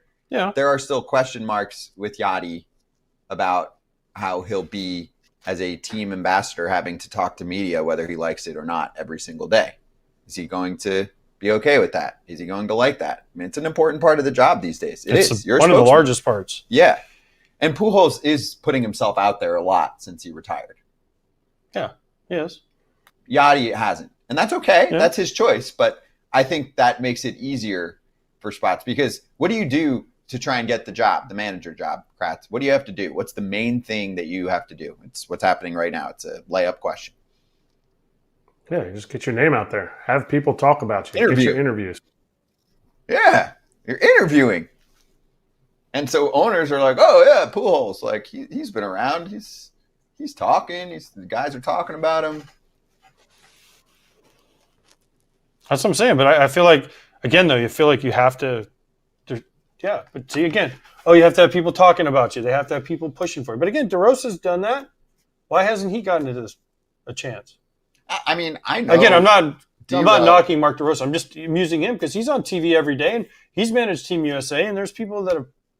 Yeah, I know him. I mean, I don't know him. And again, as well the last I don't want years. people to think I'm knocking Mark DeRosa. I'm just using him because he's the first one. Yeah, I just know from the past, he had younger kids at home.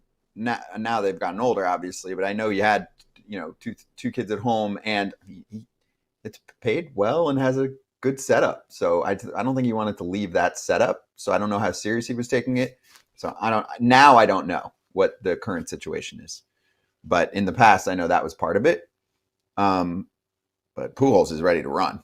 Yeah, I mean, he wants to go. He's like, send me back into the bigs to manage. He's pushing hard. He's got the itch. Fine. Yeah. It doesn't mean he's going to get the Padres job. And also, Padres job's interesting. There's a lot going on there. It's a good competitive team. That's great. There are a lot of strong personalities. But we'll see how they are next year because they got to cut payroll again, is what they're saying. And they have Cease as a free agent, right? Suarez. Yep. King possibly. Isn't King possibly a free agent? Yep. They don't really have a catcher. They have work to do. They have some serious work to do. And again, the owners have come out. They have Fermin now.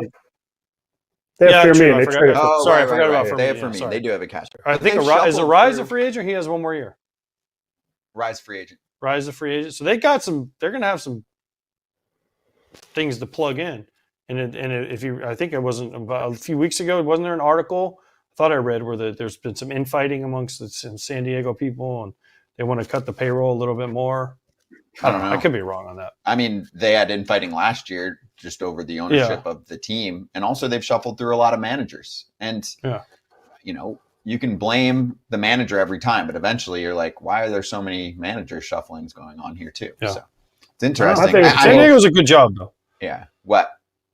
No, my thing with Pujols is I'm going to go back to what Phil Nevin said when Aaron Boone, I was there when Joe Girardi left and Aaron Boone came in. Phil Nevin had been in the game. He was managing in AAA. He really wanted to be a manager.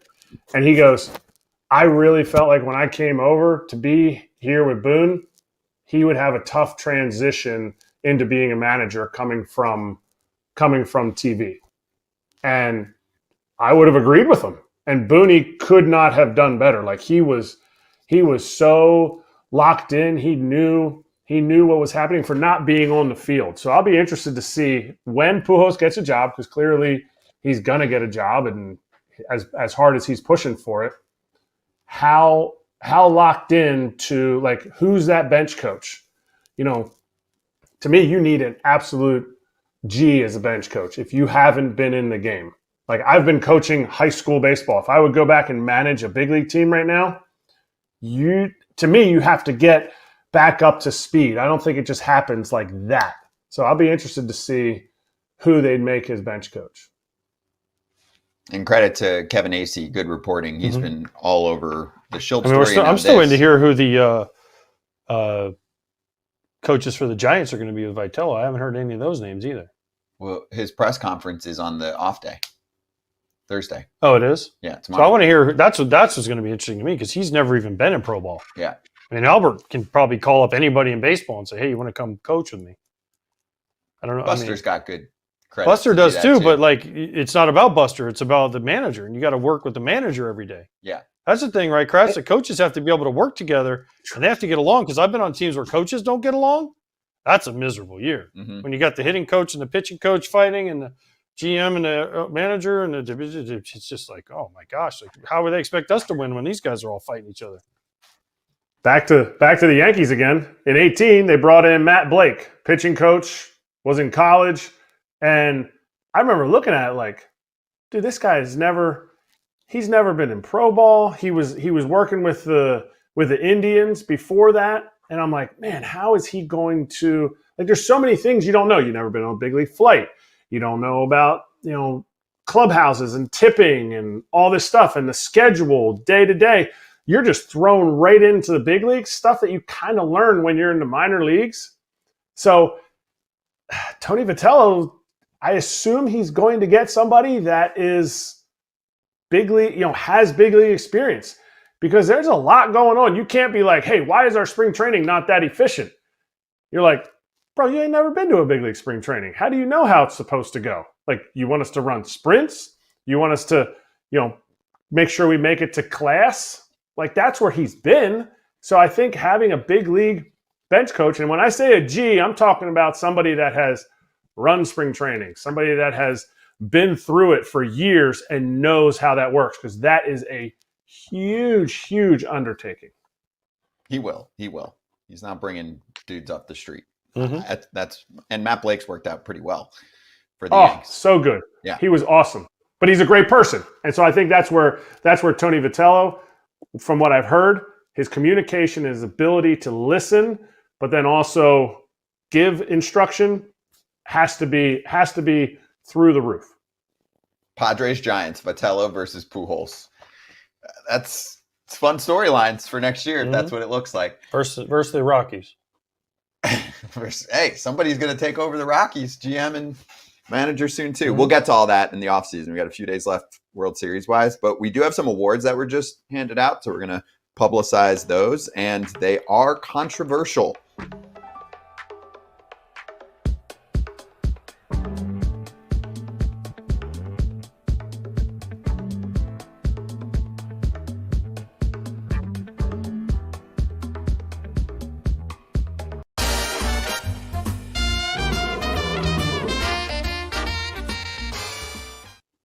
Locks, the money was good.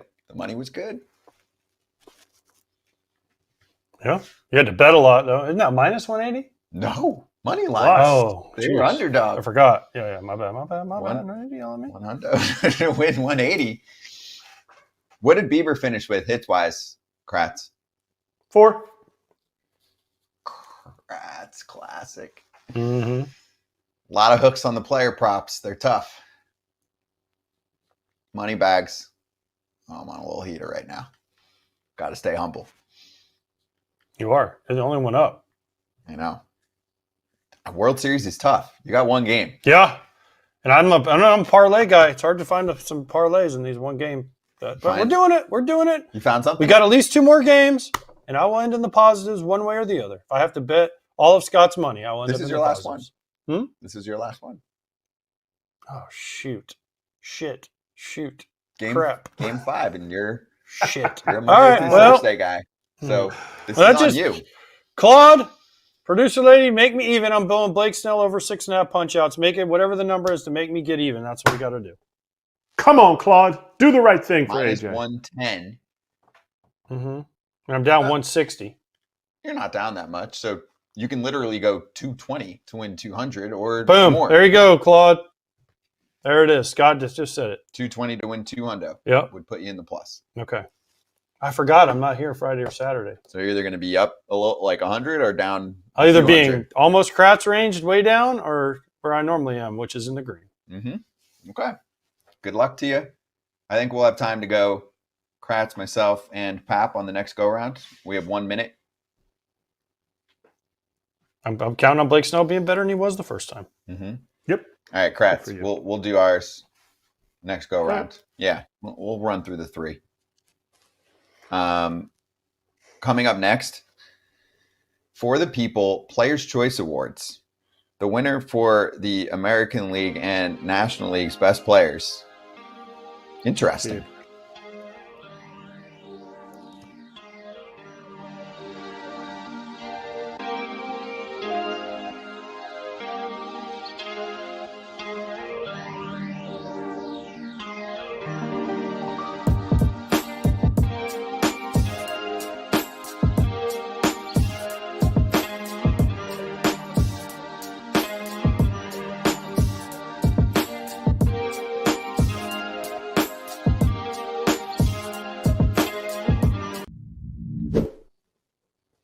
For the people, the Players' Choice Awards were just announced.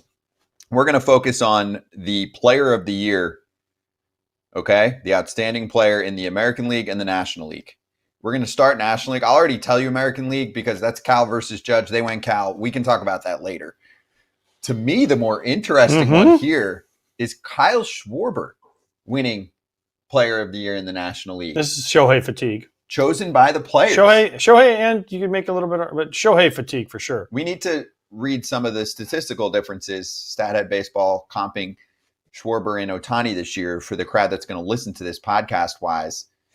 Both of them playing just about a full season's worth of games. The WAR number for Shohei Ohtani is 7.7. Kyle Schwarber at 4.7. Ohtani has the edge in batting average, on base percentage, slugging percentage, OPS plus, stolen bases. He's 1 shy of Schwarber's 56 home runs, and he is 30 RBI shy. But that's more of a lineup thing. Right. And it's, I mean, but that doesn't even, we didn't even talk about his pitching. Oh, right. And he pitched. And he pitched. But what about Schwarber's defense? He doesn't have defense. Okay. Ohtani doesn't have defense either. What am I missing? We're just here looking offensively. That so many players. I told you it's Shohei fatigue. Shohei fatigue, right, Kratzy? Like, people are just like, oh, I'm tired of hearing about Schwarber had a good year. I'll vote for him. Plus, I'll also say that I don't know Shohei at all. I know Schwarber a little bit. But Schwarber has such a good reputation among so many players for being this great guy. People vote for people they like. And I don't know how many people know Shohei. Not that Shohei is not a great guy at all. He could be the best guy every time they show him on TV, smiling and laughing and having a good time. But I don't know that many people outside of the Dodgers know him that well. Whereas you see Schwarber on like College Game Day doing all these things. He was on Fox Big Noon the other day talking about Indiana. So I think sometimes people see him and are like, oh, I like that guy. I'm going to vote for him. Keep it coming. Keep it coming. I got so much hate when I was saying Ohtani is better than Ronald Acuna. Acuna was getting so much. He won this award over Shohei, and I was like, what are we doing? He's not a better player. Like the best player in the game will always be Shohei Ohtani. If you're a DH with him, he's better than you. Sorry. Like Kyle Schwarber's season was awesome. All the things that AJ said, he's an awesome dude. Like they must have, the Players Association must have left Shohei off the list for players to not vote for him over Schwarber. Or the players are just taking this and not taking it seriously enough, which I think is a travesty because like I think it's cool to know where you stand from your peers probably means more to a player than what writers think of you. Yes, the MVP award is an awesome award, but it's what writers think of you. You know, maybe somebody's, you know, not a fan of you, so they didn't choose you as the MVP, but your fellow players, to me, I think they need to do a better job of taking some ownership for this because it would be an honor to get this award. Kyle Schwarber won't get one first place vote for MVP. He won't get one. He won't. He's a DH who had a great year. What? Is it going to be unanimous again for Shohei? It might. Yeah. It might be unanimous, but even if it wasn't, I can probably make a decent case for like 5 to 7 other players that should be in the running. Kyle Schwarber had a great year with a lot of pop. He's a DH, so he doesn't play a position at all. That should be a huge, huge negative against your case when you're a position player. If you're a DH and you're going to win, you have to be like Shohei and pitch, or you have to put up dumb numbers. His numbers weren't dumb. They were really good. And he had a lot of homers. They weren't dumb. If this is Shohei versus Cal, this is where I disagree with Kratz. Shohei versus Cal, or going back to Shohei versus Acuna, different story. To me, this one stands out so much, Kratz, because this isn't even in the same stratosphere. That's what stands out to me. I think with Acuna setting records, defense, like that is more complete player. We're talking about 2 DHs being matched up where one DH had a better season than the other, Shohei. And then he pitches. Huh? What am I missing? I agree with you. This is a wider gap, but I still think we should notice how much of a gap it is between Shohei and everybody else. Because we're comparing hitting stats with Shohei, and then he pitches. We know the question we're going to ask many of our current player friends in the offseason.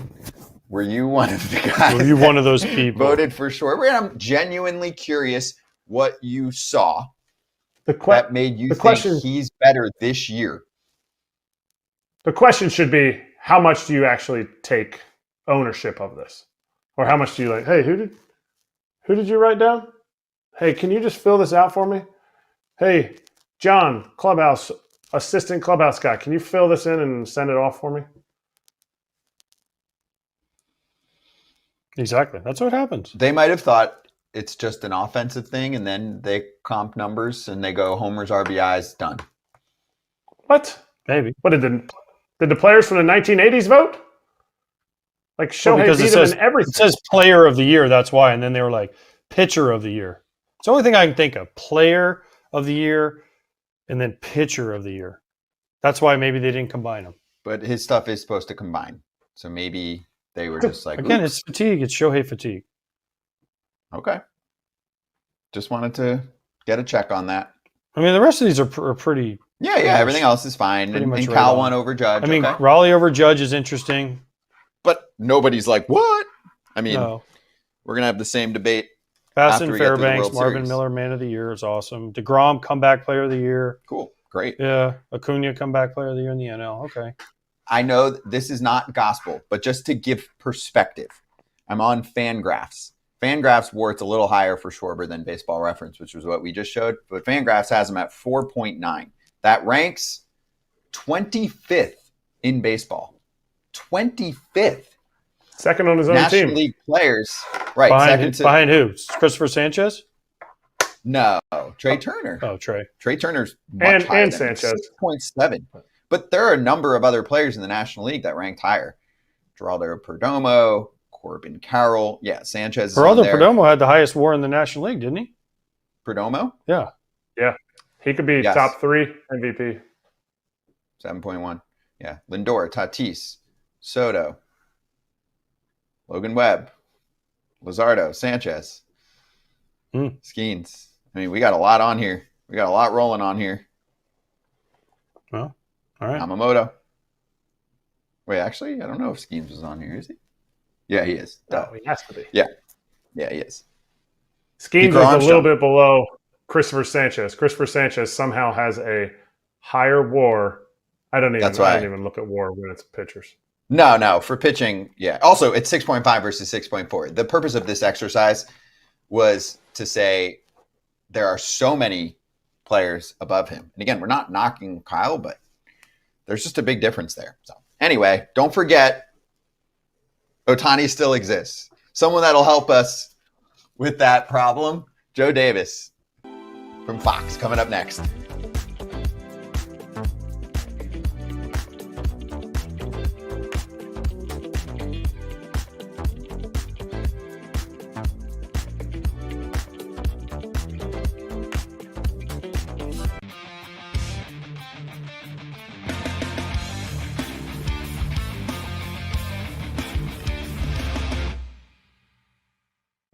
FT Nation, what's up? You know who it is. It's your boy Parlay Pap. No parlay today, though.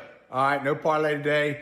My last parlay just missed by half a run. So here's the thing. I just got done talking to some of my Toronto associates up in Toronto, and a lot of action going on the over. They moved the over from 8.5 last night back down to 8. And this has been back and forth from 8.5 to 8. The whole series has been back and forth. But they brought it back down to 8, so I'm taking it. I'm taking it now. And Dodgers have seen Trey Yesavage again. I'm looking for a few runs. And the Toronto Blue Jays, they got Blake Snell's number. Trust me on this one. And that's all I got for you today. Love you, FT, my people of FT. I love you, BetMGM. Thank you for all the free money. And I love y'all on this Wednesday. Love you too. And I'm with you. Nice and simple.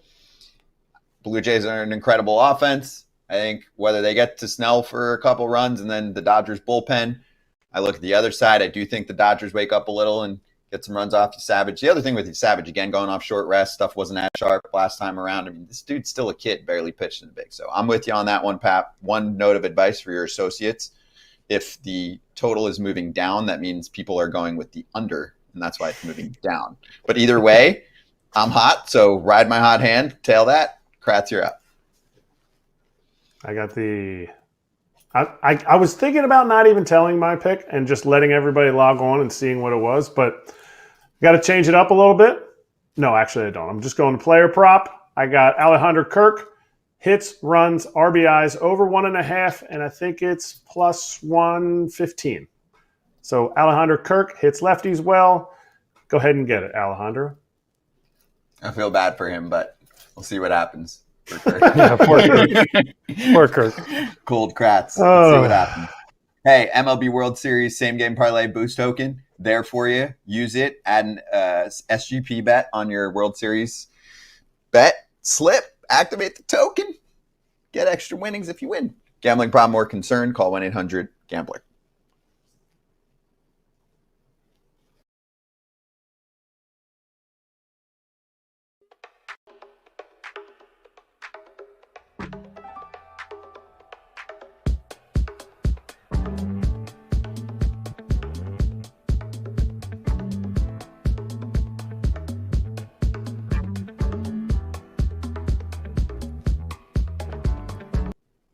Here he is, Joe Davis, calling the World Series on Fox. Joe, great to have you on, man. Appreciate the time. I know busy times. And how has your sleep been going the last few days, my friend? Better last night, I guess, than 2 nights ago. I had no choice but to get a quick one a couple nights ago. So caught up a little last night. Okay. Poor thing. Let's you get know, right these to the good teams, stuff, you know, though. KB yesterday, now Joe today. You know, these lead play-by-play guys for Fox are just such divas, man. It's like unbelievable. Yeah. I mean, it's crazy. You know, one guy does the Super Bowl, one guy does the World Series, and I didn't get my beauty sleep. I'm going to have extra makeup today. But Yeah. Right, those bags, man. Look at those things. ask him about the the meals, Oh, the cocktails. by the way, we've done a lot of games together. 5 o'clock, you stop eating. I've seen you eat at like 6-ish o'clock in New York and some other places. So, all right, I'm a liar. Is it only then. 5? Is it 5 Pacific or is it only 5? It's 5 in a controlled environment. But if I have the chance to dine with you, I'll push that back to like 6:05 for sure. If that gets me. But here's the thing. Like, I'll bring in all the junk food. Like, I bring in pizzas and whatever they have. You guys have all seen. Like, I bring in anything that they can get. Like, usually Jen or whoever that's doing, Erik, whoever's doing the ops will send me, bring in everything. Joe never touches it. Like the turkey the other day. Like, Joe, you took a bite out of I think you actually did take a bite out of the turkey. But like, it's not like turkey's like chocolate cake. A little different. But every time you bring in, like, you have your own salad, you have your little jar of peanuts, you have this and that. Like, look, you're drinking out of your fancy water bottle. Meanwhile, I got my plastic water bottle here. You know, we're just built different, That's Joe. definitely alkaline. Yeah, of course. But like, it's just amazing when you start seeing people for, different things, especially in 18 innings, and they start talking about things that aren't the game, which we're going to get to. But like, you start hearing about 5 o'clock dinners, and I don't know, Joe. I just think you've changed now because you've done too many World Series. I'm sorry to let you down, AJ. Gosh, this is not a good feeling. Joe, I have one more broadcast question, then we'll get into the series. I called games in my heyday, and I'm wondering, do you ever get concerned when there's so much action going on in a game that you're going to miss getting to a call, right? I used to call games for our YouTube game of the week, and we had so much action going on, and we did a great job of making sure we got back to the call. But sometimes, like, something happens, right? You brought the umpire on the other day, and you're trying to get that explanation, which is great. But then nowadays with the pitch clock, you're getting right back to the pitch clock. There's just like even with the turkey, right? Like, I've been there, dude. You're doing something in the booth, and it's fun and it's good, but you're also like, I need to be paying attention because this could be someone's biggest home run they've ever hit. Yeah. It was funny when we had Mark Carlson on the other day to go over the play at the plate. Will Smith was up. This was, I don't know, like 13th inning at that point or something. And I've watched Will Smith hit 5 walk-off home runs in the last 5 years. And Mark's still going. I was like, oh my God, this World Series game is about to end while Mark's talking, God bless him. Like, no fault of his own. It's just, to your point, Scott, there is a lot of extra stuff in these games. And I trust Pete Macheska, our producer, and our truck, that we're going to make sure we're out of the way 99% of the time. It's just, that was a unique one right there for sure, where it was like, we cannot miss this, and this guy could do it on this next pitch.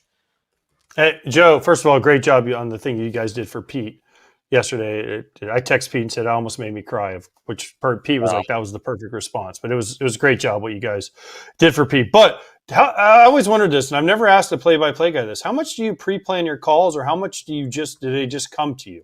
Right? Like the Freddie meet Gibby thing last year, and then the walk-off again for Freddie. How much is this already in your head if this happens, or is it just straight off the cuff?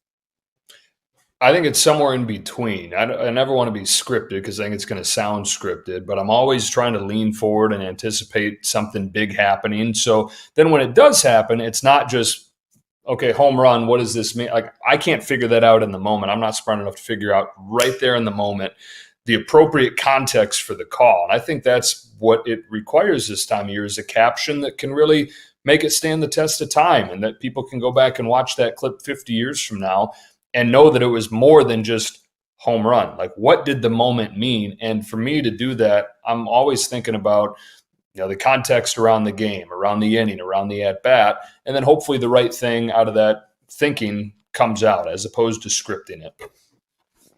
Okay, so now let's get to biz here. I mean, you watch plenty of Dodgers baseball during the regular season too. What are you seeing right now from some of their bats that are slumping? It obviously gets magnified in a series like this. And do you think that they will make a change, and why? I do think that I would anticipate them changing the 9 spot. Not that Andy Pages is the only problem, but Dave Roberts has hinted at that. And then another night where the offense goes quiet. So I could see a change coming. I'd say this, though, Scott. I know when you look at the full numbers, they were a great offense. They were the number 2 run-scoring team in baseball behind the Yankees. But for 2 or 3 months, they were bad.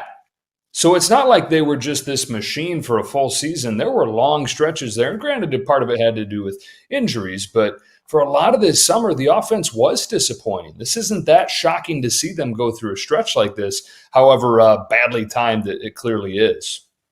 Talking about the lineup, would there ever be a chance that they would move Mookie in front of Shohei, somebody that can handle pitches middle? Because clearly teams are coming after Pages, and it's not working. Shohei is like the ultimate protection in the lineup. Couldn't you use Shohei to get somebody else hot like Mookie, who is essentially why they've been intentionally walking Shohei the whole time? Yeah, I love the idea. And for a couple reasons, right? You got Mookie struggling. You have Ohtani who's getting pitched around because there's nobody on base when he comes on, so they have the freedom to handle him however they want to. Maybe it gets both those guys with the arrow pointed up. You get Betts a different look there, and you get Ohtani maybe with somebody on base. The other side of that is I know Dave Roberts rarely is reactionary, and I know that desperate times call for desperate measures. You're looking here 2 losses away from your season ending. But I would be surprised to see that change, even though I totally see what you're saying, and I think it makes sense. Joe, how surprised are you by what the Blue Jays have done in this series? I know you've been following them for a couple weeks now, and yes, they're really. But if going into this, if you ask most people, everyone's like, the Blue Jays have no chance against the Dodgers, and yet here they are right there. And we asked Ken earlier, we had Ken on earlier, and he kind of gave us his answer. But how surprised are you, as someone clearly that knows more about the Dodgers than the Blue Jays, that the Blue Jays are putting up this kind of fight? Not only a fight, they're one hit away from being up 3-1 in this series. Yeah, I'm not that surprised. And like you said, we've been with them throughout this month of October. We've had every playoff game for the Blue Jays. So we've talked about this a little bit on the broadcast, but there was this perception, I think, that this is David against Goliath, and that's just not true. Blue Jays won 94 games. They were the top team in the American League. Dodgers have those 3 MVPs at the top, and they have this massive payroll. But the Blue Jays have a top 5 payroll as well. So it's not like they're the little engine that could with a bunch of plucky guys. I know that bat to ball is part of the identity, and they have those guys, and they have the lineup length. But they also have Vladimir Guerrero Jr. They also, if he's healthy, have George Springer. So this is not, to me, that big of a surprise that this has been a tough series. I think the folks that thought the Dodgers were going to roll through the Blue Jays, probably like me before October, didn't have a full appreciation for how well-rounded a team the Jays are. Okay, so what happens in Game 5? The Dodgers need Blake Snell to give them 6-7 innings. Yesavage give them 5 good innings, and there's a better chance for them. But I mean, the Dodgers, we talk about their lineup, are so much reliant right now on their starting pitching, especially in an ideal world. Roberts goes Snell 7, Sasaki 2, and they win the game and move on. Maybe a couple homers from Shohei and Freddie, right? But how much pressure does that put on this Dodger team, knowing gosh, Blake Snell's taking them out and going man, if I don't give them 6 or 7 really good innings, guys, we're not scoring. This is such a change from Dodgers teams of past. It is, but Dodger team of right now and Blue Jays team of right now, I think you're on it. What's gotten the Dodgers here? Starting pitching. What stops the Dodgers?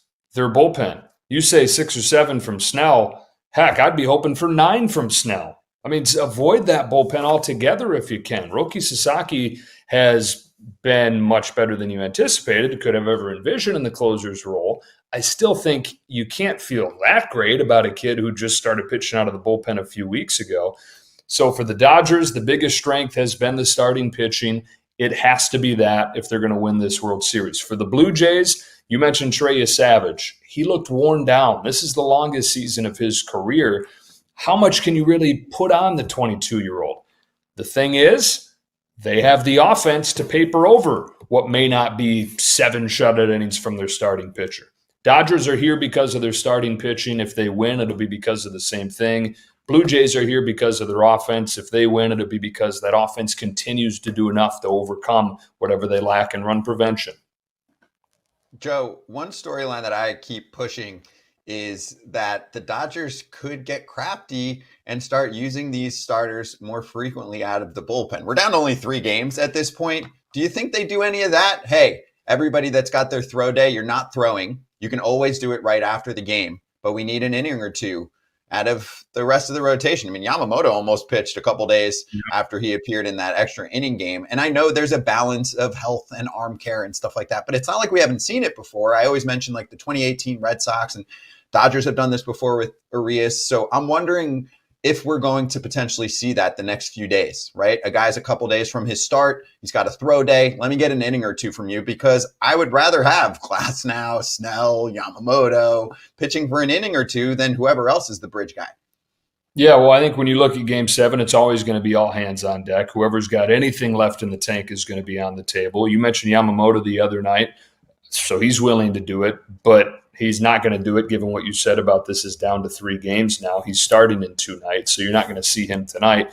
So that leaves just Tyler Glasnow, and you're not going to pitch your Game 7 starter in a 2-2 series in Game 5. So we saw it a little bit early on in the playoffs. Glasnow came out of the bullpen in his first outing. You may see it at the very back end. We saw Yamamoto was willing to do it the other night. Game 7, I think you'd see it again, but I just don't think it makes sense at this point. Snell starting tonight, Yamamoto starting in Game 6. Those are 2 of the 4 options. It's not going to be Ohtani having pitched last night, and you're not going to fire Glasnow, who you need for Game 7. Agreed. All right. Here's I have 2 questions for you. One, you got a bobblehead, and I didn't get one. How many did Rick get? Did Rick get like 25 bobbleheads of yourself? I have actually. Rick is the stats guy, Joe's stat guy. Okay. And all play-by-play guys have their own stat guy. Look it over here. That over there is boxes of them. So I bet we can get you one. Wow. If only I knew a guy that could send me one. We would put it on. I think I can make that happen. I'll even sign it. Yes, that would be. It'd be right here on my desk. Okay, but next to that booth. Yes, right next to Hawk and DJ. But here's my question for you. Mm-hmm. Oral last night threw out the first pitch. Did you see it? And how much grief is he going to get? Because it wasn't even close. I mean, it was almost in the grass. I know he hasn't pitched for a while, but I mean, I'm thinking like if we sent Sandy Koufax out there at 89, he probably would be able to still get it there. Yeah, I'm worried about him. I figured he'd be fresh. we had our backs to the field getting ready to do the open, and I happened to peek over my shoulder right before so I could see it. And Rick, you mentioned my stats guy up there. We both watched it and just lost it laughing. Like, we're never going to let him live it down. Oh my gosh, it was so great. You have the ultimate comeback. Who would be better? Because you and Rick both played sports. If you had to throw out the first pitch, and Rick, who I love, Rick is again the stats guy for Joe. And he also does a great job for me. So who would be better at a first pitch if you both had to do it? Who's going to give you the better toss? For sure, Rick, because I would yip out, dude. I'd be like, oh my God. I would make Oral look like Oral. Broadcasters, man. Like, you can call a World Series, but first pitch, I don't do first pitch. I know a lot of broadcasters. They're like, no, because all you're doing is giving ammo. Right. The bobblehead night on my bobblehead night, they said, "Do you want to throw it out?" Hell no, my kids are throwing it out. I'm not going out on that limb. I could not agree more. There's nothing to lose or nothing to gain and everything to lose. Right? If you throw well, it's like okay. Unless you're Bob Costas. Bob Costas did it and he threw it and it was so bad. And he always, every time he comes on, he brings it up. He threw it so bad. It was for a commercial for St. Louis. He did it again, and he threw a strike, and nobody booed.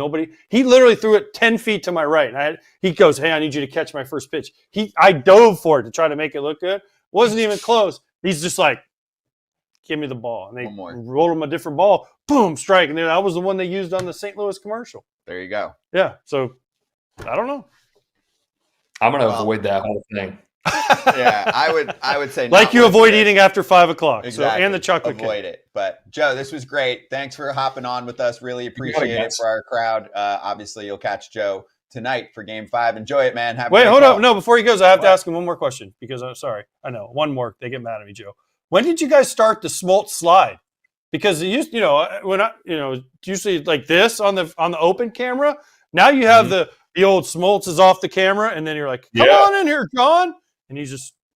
Boom, right? He practices. When we get ready, like he'll practice and make sure his hips are loose, and it's definitely a thing. He did just have hip surgery. I think he replaced both. He did, and he is really proud of those hips. So he's like, "Watch me slide.